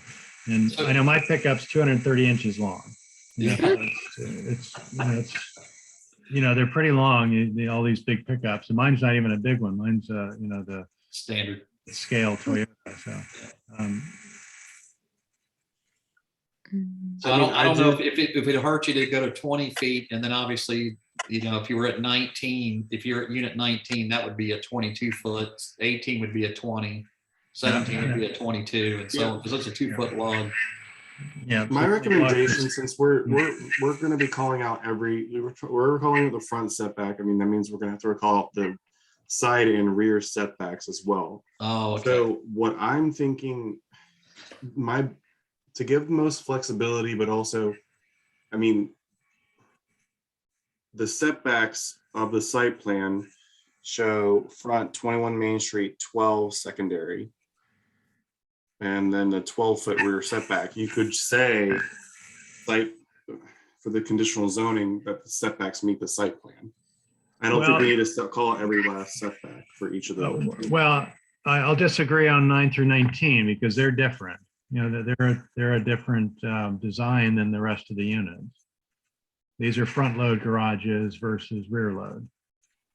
Okay, I'll let you guys come up with those setbacks. Well, the only other thing too, Robert, to think of is that, the driveway size would also on 9 through 19, if we end up being able to move those units closer to the road. Does that make sense? Where you're getting more of a buffer between you and your Good News Church, when you get into design. Well, I think we've mitigated the buffer issue with a fence and, the type C buffer. I think we're in agreement that that's the equivalent of a type A. Yeah. And Just throwing that out there, if it's more important to have more of a backyard for one of the, just creating more green space, right. Okay. All right, so the way I've got it worded here is the front yard setback on units 1 through 8 and 20 to 23 to be 12 foot, consistent with the adjacent Bailey Mill subdivision.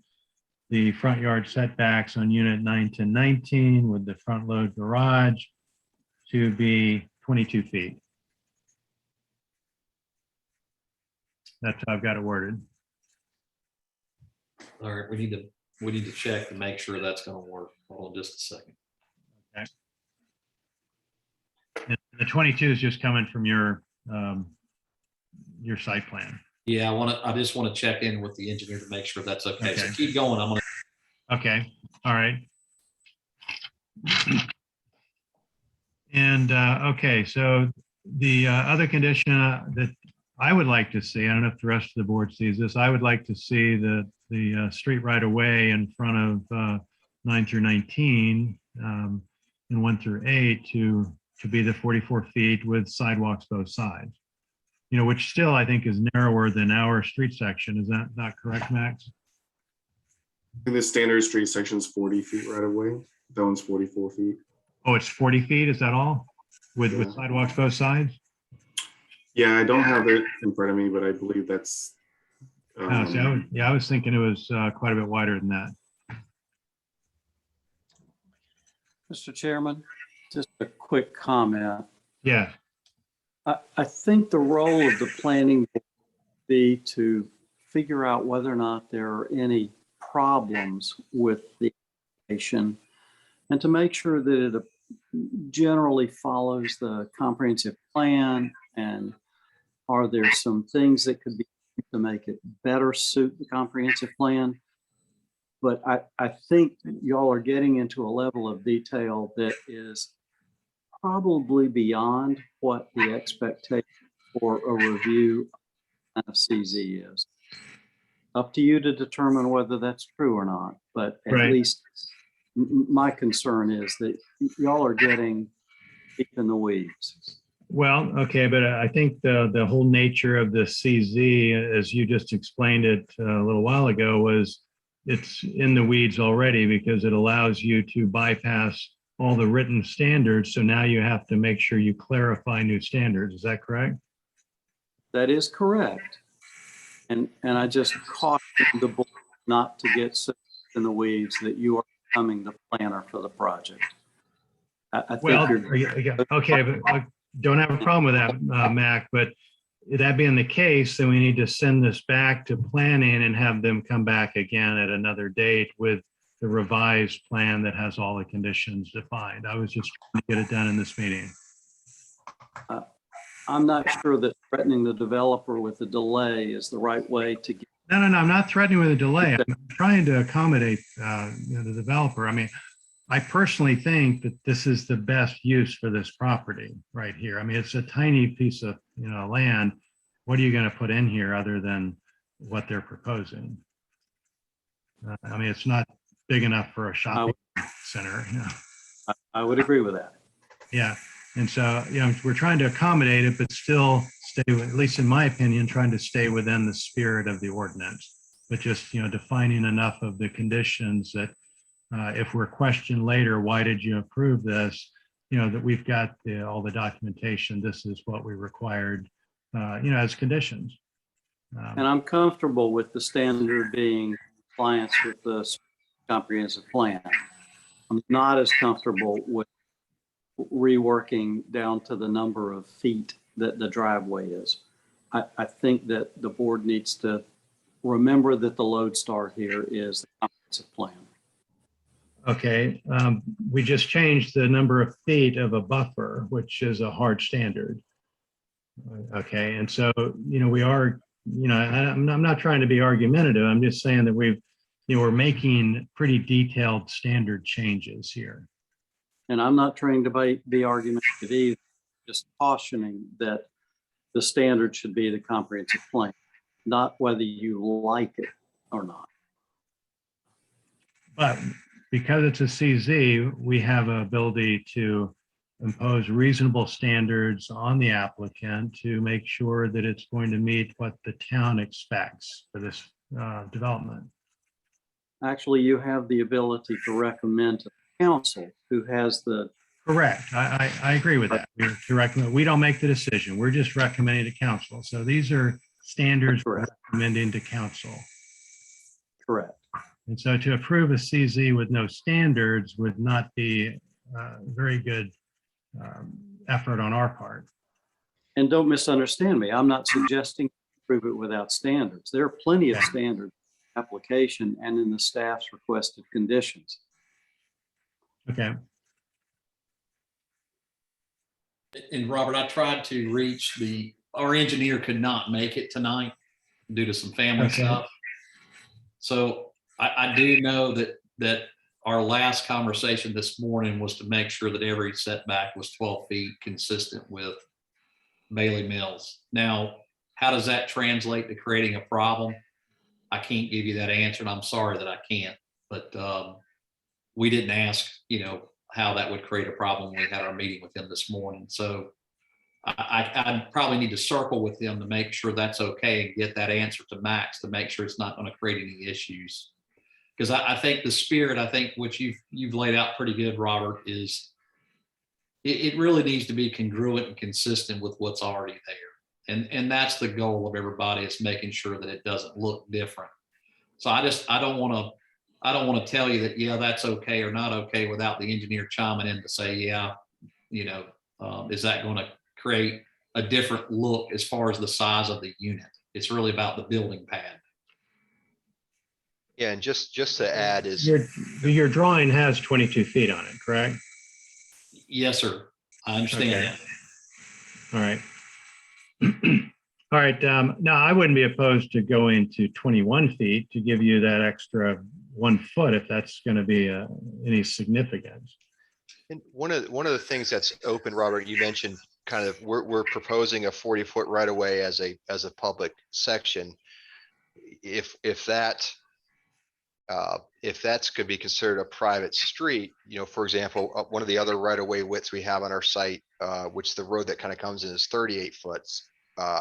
So if we're able to reduce that right of way, then that gives us plenty of flexibility on the setback Right. because it's based off that setback. So we would probably not propose a 44-foot right of way, and propose, something similar, either consistent with the other street that's in our development agreement of 38 foot, or 40 foot or so. So, Right.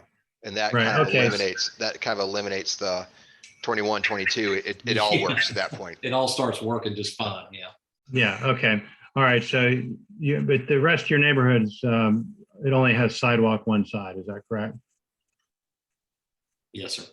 Yeah. When it comes to the property. Yes, sir. And that's really the open option for council is if they say, hey, we don't want it as a public road, then that's fine. It's okay. We just wanted to make sure that we were good stewards to give them that option. That's all.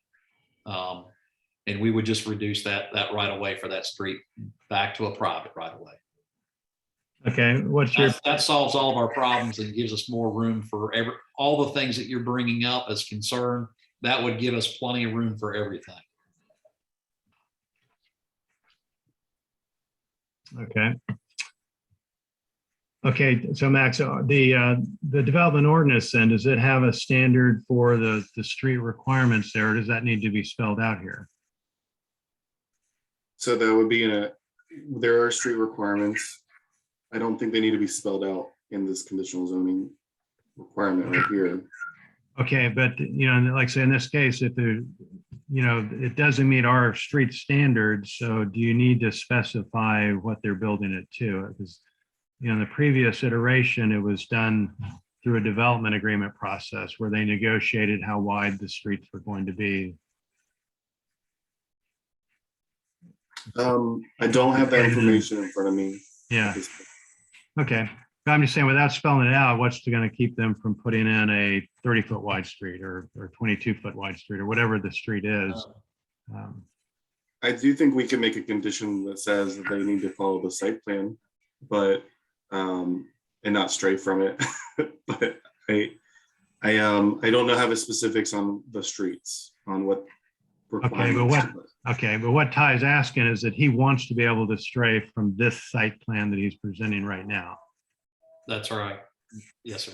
Meaning, if council says, hey, we don't need the public street, guys, thank you for letting us have that option, then we'd want to shrink that street to a 38-foot private street, which is consistent with the rest of Bailey Mills. So Yeah, my concern is that no matter what a length street you build, what a right of way, council has the right to adopt or not adopt it. So it doesn't matter what we put on on there. It's all up to council for this deciding on whether they want that street to be public or town maintained ultimately. Right, none of the other streets in this neighborhood are town maintained. In Bailey Mills, so there are going to be streets that are eligible to be town maintained.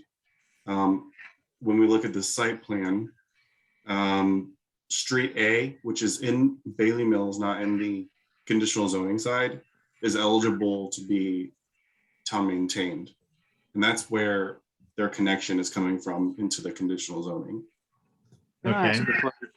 Let me ask a question. Max, what are the rest of the streets in the Bailey Mills subdivision? Are they public or private? So the streets negotiated in the development agreement are public, the alleys are private. Then my suggestion would be that the streets in this new section also be public so that you match the rest of the subdivision. Okay. It's going to be difficult to have a private street in the back of this unified subdivision when the rest of the street are public. It just makes more sense that if you're trying to be consistent, let's be consistent, and that a public street makes sense. Okay. Yeah, I agree if the rest are public. That's not what we understood, but the alleys then are private is what we're understanding, that they're not town maintained. The alley. Correct. So Okay. we can waive that condition and just not even address that. And just to add, I think one of the concerns that came up was if we are adopting that as a public street, which, Mac, that does make sense. We still have a private alleyway which connects to that. So you're going from private to public. So part of the ask would be that those two small sections of alleys would also be considered public. So you're staying public to public versus private to public, which I'm not sure if we can do or not. Meaning legally, not necessarily from a. Yeah, so basically what you'd want is on my right-hand side then where you show the alley two-way, that would need to be a public street. Yeah, our road acceptance policy doesn't allow alleys to be adopted into the town. Okay. Max, I think the real issue here is whether or not all of the streets that are supposed to be public meet the public street standards. correct. Correct me if I've missed anything, but I think that if we're going to say they ought to be public streets, then they must meet public street standards. Yes, so and that could be a condition that if it's going to be public, they need to be public. Meet the I street think standards. that's the direction to go. Just a suggestion. Yeah. Okay, and to I think that's a good one. I'm sorry. Go ahead. To identify, so Mac, you see where Street A is on the top in Bailey Mills. That's a public street. So if you were driving in your car and you came down Street A and you took a right-hand turn, okay, that street is not quite as wide as Street A. Okay, because Hendrick Automotive's property line is so close, you can, meaning the asphalt you can put there, meaning from edge of asphalt to asphalt is as wide as the conditions need to be a public street.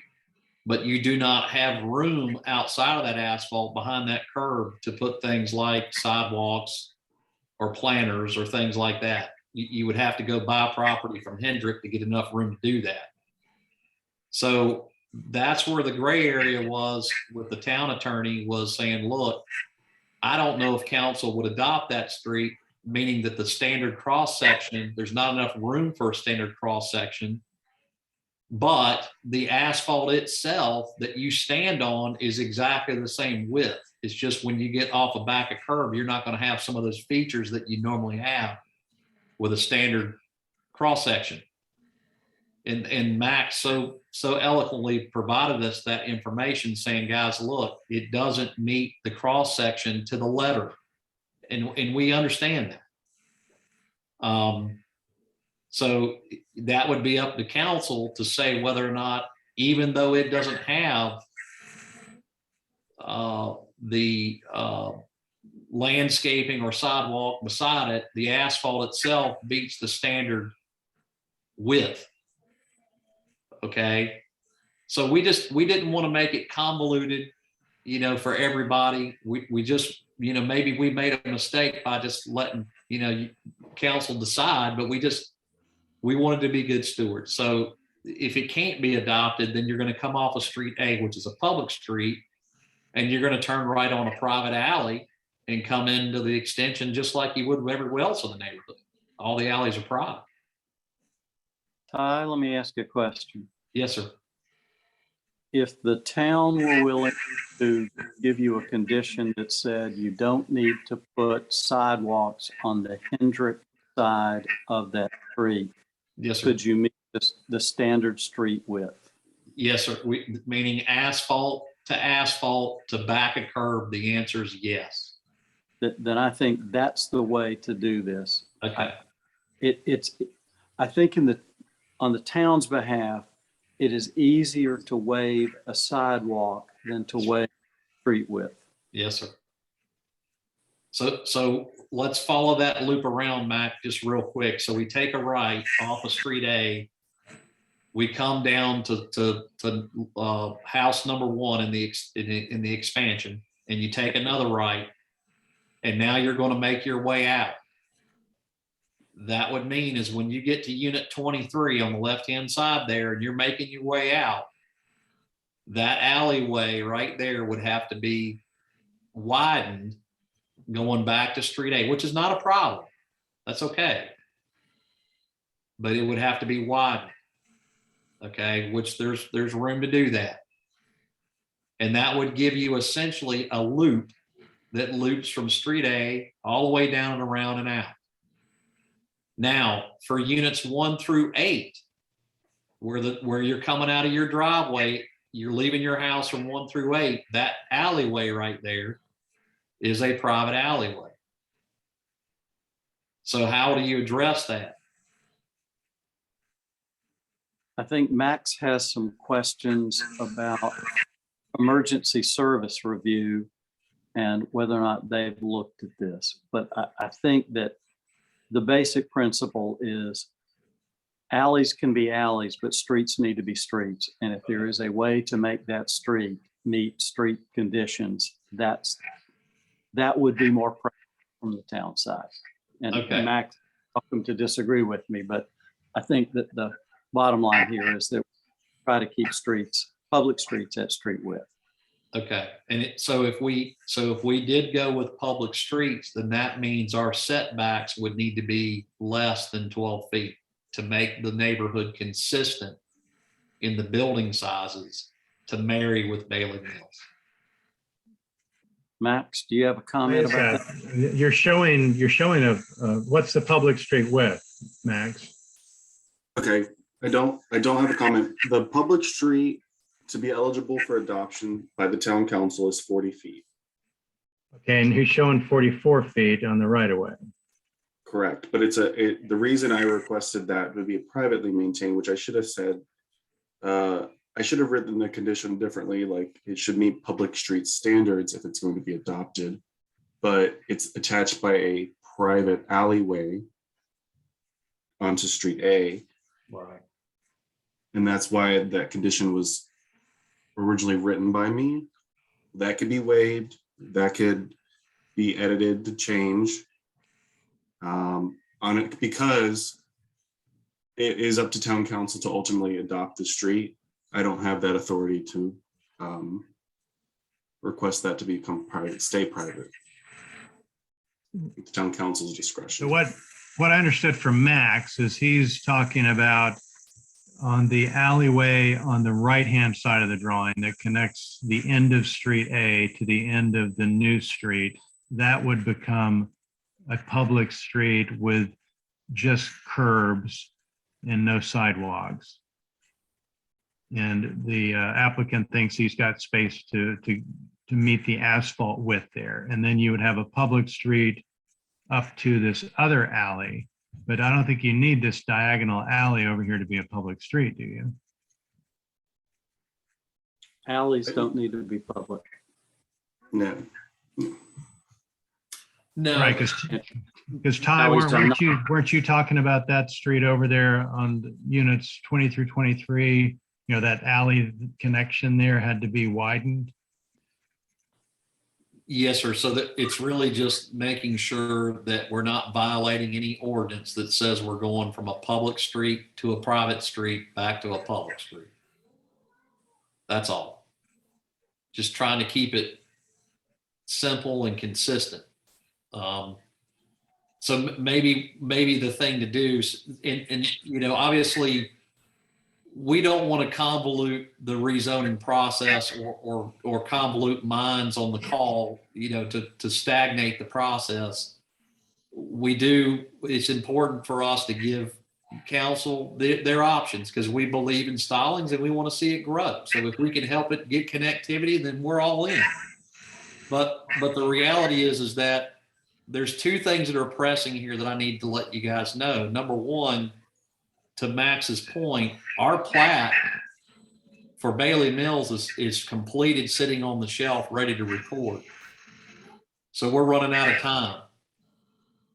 You know, so we'd have to have maybe you guys convene and discuss this and give us direction as soon as possible, so that we know how to, if we need to modify this site plan a little bit, then so be it.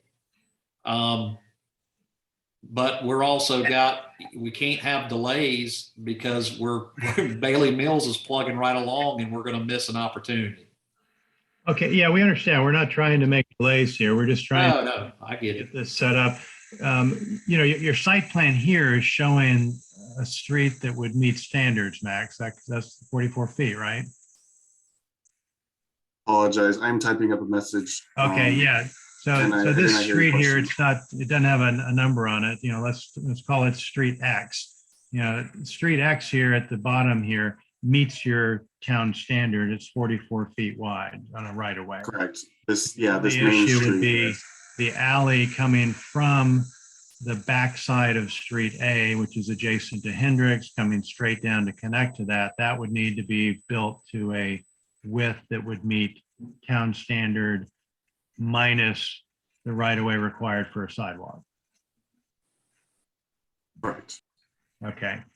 And so that could be a condition that we could put on here. And then that, you know, the applicant would have time then to verify with his engineer that he can fit that. Does that make sense? Yeah, and we could get that answer first thing in the morning. And my recommendation is let the planning board make whatever recommendation it wants, but the council can sort this out at their stage. So Right, I agree. make your recommendation and the council will review it. Okay, all right. So condition number 3 is going to be the, what do you want to call that street, Ty? You want to call it Street X or something? I don't care. What Yeah, that's fine. Whichever, meaning the one that's adjacent to Hendrick Automotive.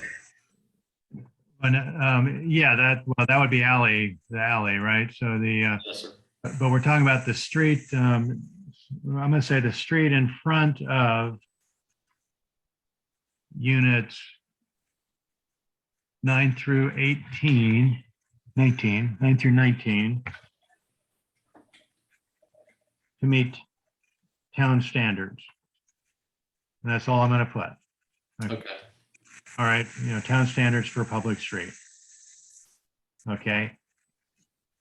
Alley from Street A, Bailey Mills, to New Street to meet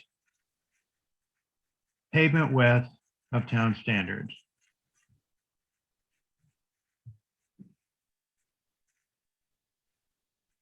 Does that sound reasonable, Max? I think Max is busy again. Okay, well, that's what I'm gonna put, okay? All right. Sorry, I'm writing all these conditions down because it's gonna. Oh, okay, yeah. I'm I'm writing gonna them have down. to- Well, I'm writing them as I do it so we can, somebody can read them back. Yeah, it makes sense. Okay, all right. On the board, anyone else have any other issues here? Let's go back to the standards or to the request.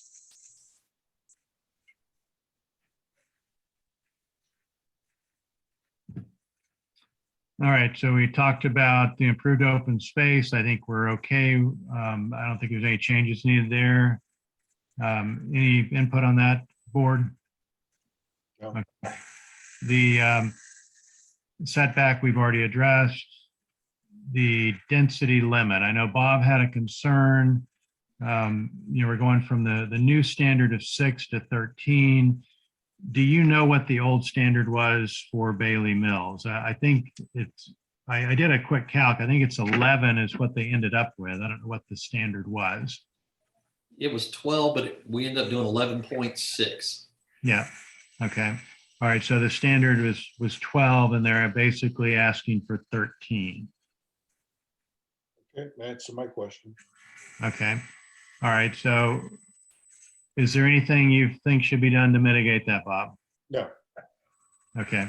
And so overall, the overall site then, if you looked at the entire site, it's probably going to be within the original 12. Wouldn't you think so, Max?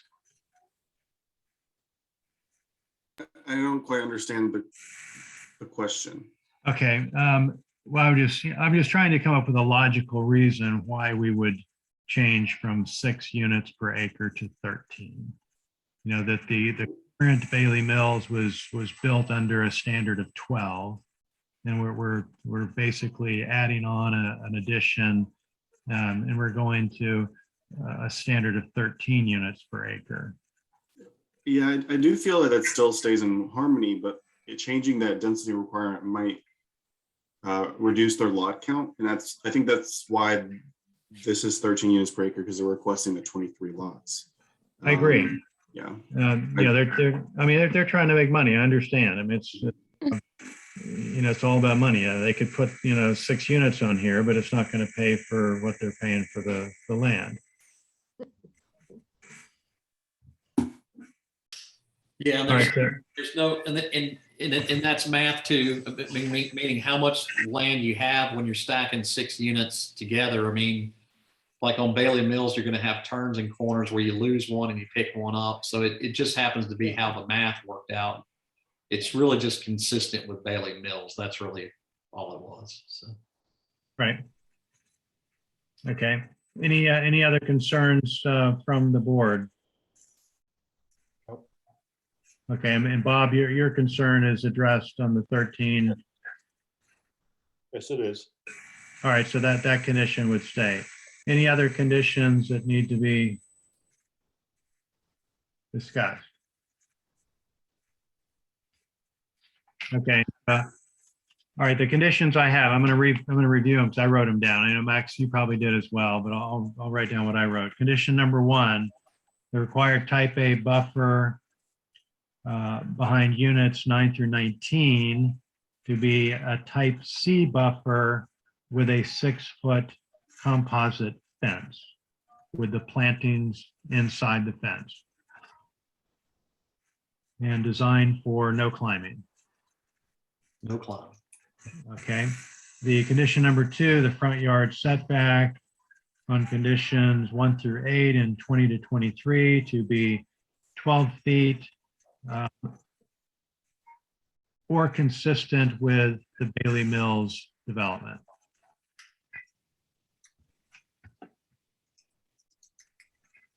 The front yard setback on units 9 to 19 with the street facing garage to be 21 feet minimum.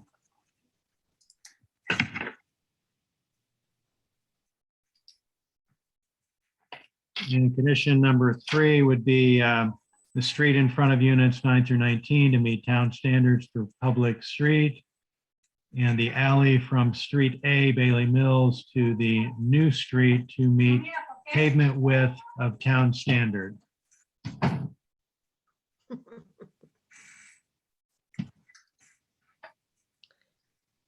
Okay, that's conditions I have. Are we gonna add like the, and then we're gonna add some of the staff conditions, like the permits, the one owner, homeowners association for both, and the architectural harmony? Okay, yeah, those conditions I think are all okay. And I think even the roads to remain private statement is okay at this point. Town council can sort that out Okay, at their meeting, whether the streets are actually private or not. The alleyways don't meet town standards, so they would be private anyway. And just to add on the architectural guidelines, we're happy to add that as a condition that the architectural guidelines of Bailey Mills that were negotiated will be the same standard for Yeah. the expansion. Okay, all right, so that would be condition number 4, architectural guidelines of Bailey Mill development to be standard for this project. Okay. And then we'll add these other staff conditions as well as, the permits, which is kind of, standard. that's kind of a self-explanatory anyway. And then one homeowners association for both Bailey Mills and the expansion. And then I guess that architectural standard fits that architecture to be in harmony.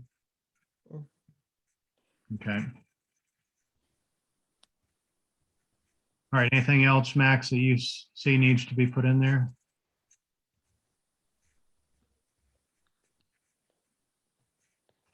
No, not at this time. I guess, let me see, let me read some. Sorry, I have a lot of stuff going on. I think you do need to read the open space requirement and the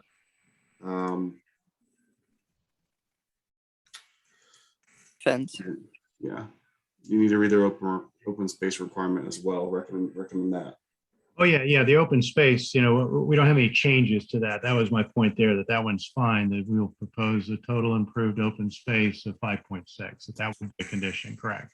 Okay, yeah, I just want to make sure I have a lot of conditions written down all over the place on my paper. So when you read it out, read all the conditions that you recommend when you vote, and so we can have it all, I can get everything uniform on my Okay. end.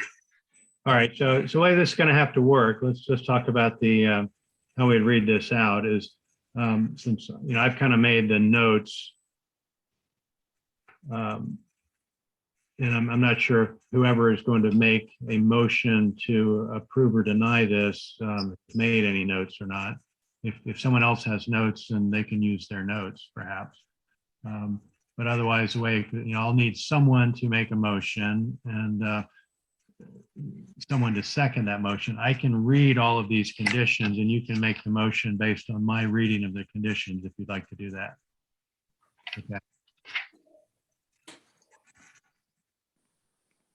Well, I think you just have read all of them. So I think I'm okay with making a motion based on the conditions that you've just read. Okay, all right. So let me just very quickly. I'll just go through them very quickly again. Okay. Condition number 1 is type A buffer between 9 and 19, a type C with 6-foot high composite fence material, plantings inside, non-concrete. Condition number 2, front yard setback, units 1 through 8, 2023 to be 12 feet or consistent with Bailey Mills. The front yard setback on 9 to 19, the garage side to be 21 feet. Condition number 3, the street in front of units 9 to 19 is going to meet town standards for public street. The alley from Street A in Bailey Mills to the new street to meet pavement width standard of the town. And sidewalks will not be required. Condition number 4, the architectural guidelines for the Bailey Mill development shall be applied to this addition. Condition number 5, there will be one HOA for both developments. Condition number 6, the total improved open space will be approximately 5.6% of the site. Condition number 7, all permits required by federal, state, local governments must be issued. Would someone like to make a motion? I'll make a motion. I'd like to make a motion that we approve this conditional zoning request and include the conditions read by Robert Reagan. I second that. Okay, I'm going to take a roll call vote. Misty, Yes. Bob, Yes. Jacqueline, Yes. David,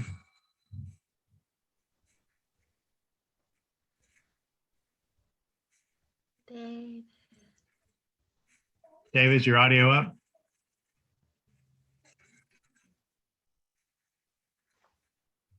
I think you're muted. You're muted. Raise your hand if you vote in affirmative. Okay, he raised his hand. Okay, so affirmative. So the motion carries. It's unanimous for 4 in favor. Okay, Okay, now we gotta do the consistency and reasonable statement. Yeah. Let me pull that up real quick. 1 second. That is not it. I have a lot of stuff on my screen now. Sorry, I apologize. Max, we appreciate you, buddy. Yeah, it's thanks. It's a late night. Anyways, here's the consistency, a statement of consistency and reasonableness. I'll let you guys read that. I make a motion that we approve the statement of consistency and reasonableness. The planning board recommends that the proposed zoning amendment is consistent and reasonable with the comprehensive land use plan. Given that the proposed use is consistent with the comprehensive land use plan. okay. All right, so we have a motion to approve that. Do we have a second? Bob Kohler, second. Okay. Jackie, how do you vote? Yes. Okay, David? Yes. Okay, Bob Yes. and Misty. Yes. Okay, it's 4 in favor. That's approved. Okay, Thank you all. We appreciate it. Thank you Yeah, for the thank you guys. thoroughness. Thank you. Yeah, we Max, appreciate it. Yeah, I want to say, Max, thank you for, I got to tell you guys, we've called Max 1,000 times, wore him out, and he has done an excellent job of being, getting caught up in such a short time and taking on some big shoes, and he's doing a great job. So we wanted to say that to you guys, that he's really doing a good job there. Thank you. Appreciate it. And that's coming from someone that grew up here. We've been developing here for 35 years. So you got you a good one there. He's going to do a good job for Stallings. So, and Matthew too. I forgot about Matthew. Yeah, I couldn't do it without Matthew. That's right. He's a I great forgot support. about Matthew. Matthew, you can kill me later. Sorry about that. Now we gotta live with him. okay. All right, so that item is complete. Let's go to Max has got a text amendment, table of use updates on MU 1, 2, and industrial. Yeah, I need to pull it up. 1 second. Okay. So, all right. So this is I won't be able to see anybody on the screen, by the way, but just so you guys know. So a few months ago, Town Council directed planning staff to review the table of uses in Article 8, and we did just that. And this time we reviewed mixed use 1, mixed use 2, and industrial. And we also have some additional changes that some little changes that affect some other zonings as well in this, but it's majority looking at mixed use 1 and mixed use 2 and industrial. There's 42 changes. Ugh. So instead of me reading every single one of them out, hopefully I can just kind of summarize that we kind of made all the automobile uses. We took those out of MU2 and MU1 and kind of put them in industrial. And also note some major changes. And I can also go ahead and read every single one of these. I just kind of want to show you general changes. Okay, I do have one question on there. You know, the auto supply. So like, basically, you're saying that you wouldn't want an auto zone in an MU2 area is what I'm hearing. Yeah, so I was looking at the small area plan and the comprehensive plan, and not auto supply sales really don't fit within MU2 in that small area plan and the comp plan. So we removed it. We kind of pushed that to industrial. There's already a lot of automobile supply uses in MU2 that would be grandfathered in. It aligns. Yeah, I'm just saying it's just a normal retail operation. It's not an auto repair place. It's a, like I say, it's an auto zone or whatever. It's no different than going to a Walgreens almost, right? Correct. My intent to remove auto supply sales is so that there are not multiple auto supply sales next to each other that potentially could happen down the road, like an AutoZone next to an O'Reilly, next to Advanced, and that's definitely possible with MU2 right now. Well, it's possible with any broad zoning, right? That if it's an allowed use, you could have multiple stores. It's unlikely, right? Yeah, I just kind of made all the auto uses. Okay, all right. Yeah, I just, when I saw that, it was like, wow, okay, that just, to me seemed to be a normal retail operation as opposed to, having a Midas muffler shop in MU2, which is different. And I'm not picking on Midas, I like those guys, but, an actual repair place. Yeah, so you're correct that this is mostly a retail. This number one general use table edit that we're recommending is to remove that auto supply sales from MU2. Right. Okay. Where was I? Yeah, mostly without going through every single line, let me kind of show you some major ones. Yeah, and you can also recommend changing that if you'd like to. You don't have to approve this auto supply sale change. Right. Let me show you some big ones. Yeah, we also did like some general contractor. We added these uses in industrial. Let me see what else, some big ones. Multifamily unit. So this one's a big one. We decided to remove multifamily unit 8 units or less completely from the use table because we don't see, so it would make all multifamily conditional zoning because they could only put 72 units per parcel with this multifamily unit, 8 units or less. So we decided just to remove that completely from the ordinance. Another big one, sewage treatment plant. We added the use as a we removed it from IND and made it a special use permit and heavy industrial overlay. And we just changed the section supplemental regulation for that to read heavy industrial overlay instead of industrial. Yeah, most of them are Okay, and service station as opposed to a gas station, there's a distinction. Is that correct?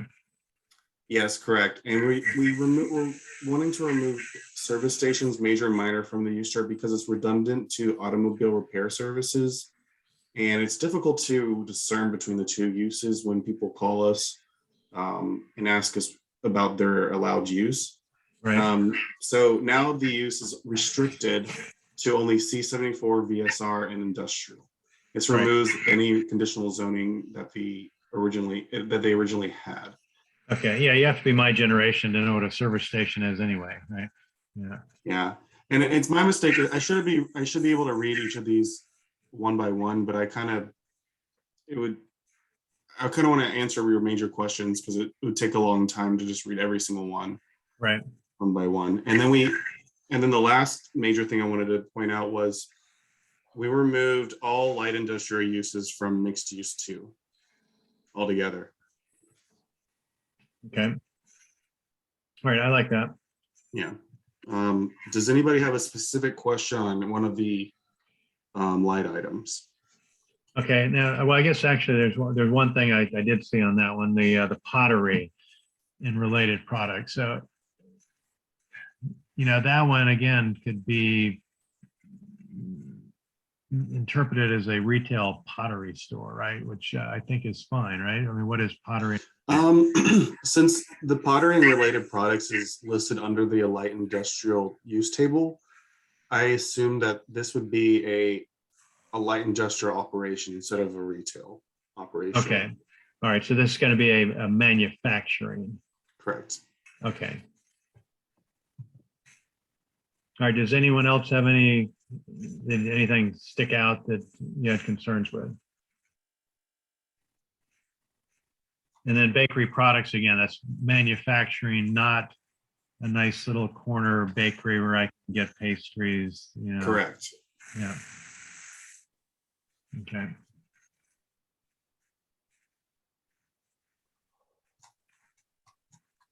Yeah. That was my presentation. Where would Sorry, the it wasn't jump- so detailed. Where would the jump be? Let's say I've got a little bakery that, I'm baking bread in it and baking croissants and cookies.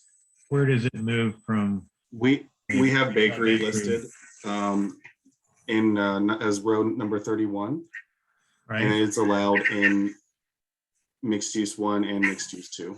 right, okay. And so I'm just curious, how do you differentiate between, where do you hit I industrial would scale? say like a major bread manufacturing plant like Wonder Bread, yeah, so, Wonder Bread Yeah, locating yeah. in the mixed use 2. right, We don't want that.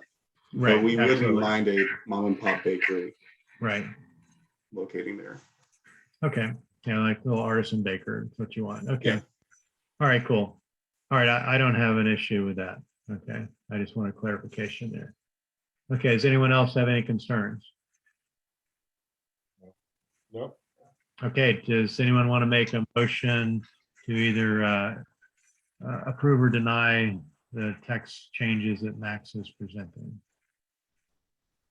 I'll make a motion that we approve the text amendments to the chart, general use tables that Max has set out for us. Okay, so I'm going to just rephrase that a little bit. So Jackie is in a motion to approve text amendment 22.01.01, table 8.1 update of the table of uses in Article 8 of the Stallings Development Ordinance. Okay, all right, so I have a motion. Is there a second? Second. A second. Okay, First. all right. Okay, that's a roll call vote. Misty? Aye.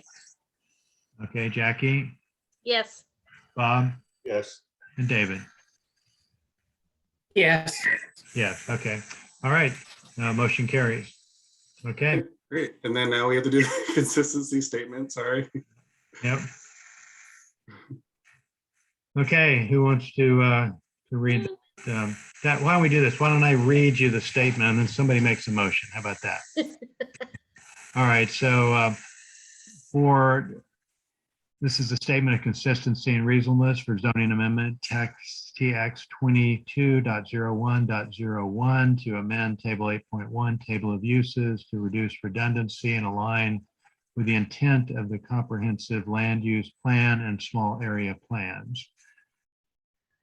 And the town council hereby recommends that the proposed text amendment is consistent and reasonable with the comprehensive land use plan adopted on November 27th, 2017, based on goals and objectives set forth in the document, promoting quality development, consistency with all state mandated land use regulations.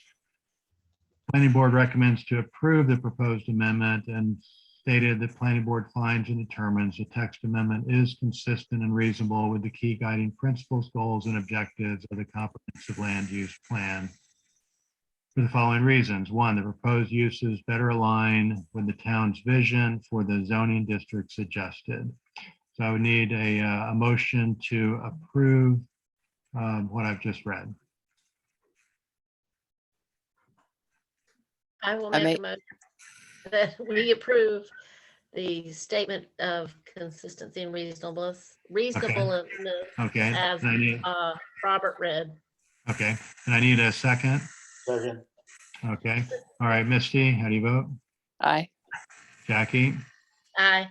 Bob, yes. and David. Yes. Okay. All right. Okay. Thanks. All your legal requirements, Max.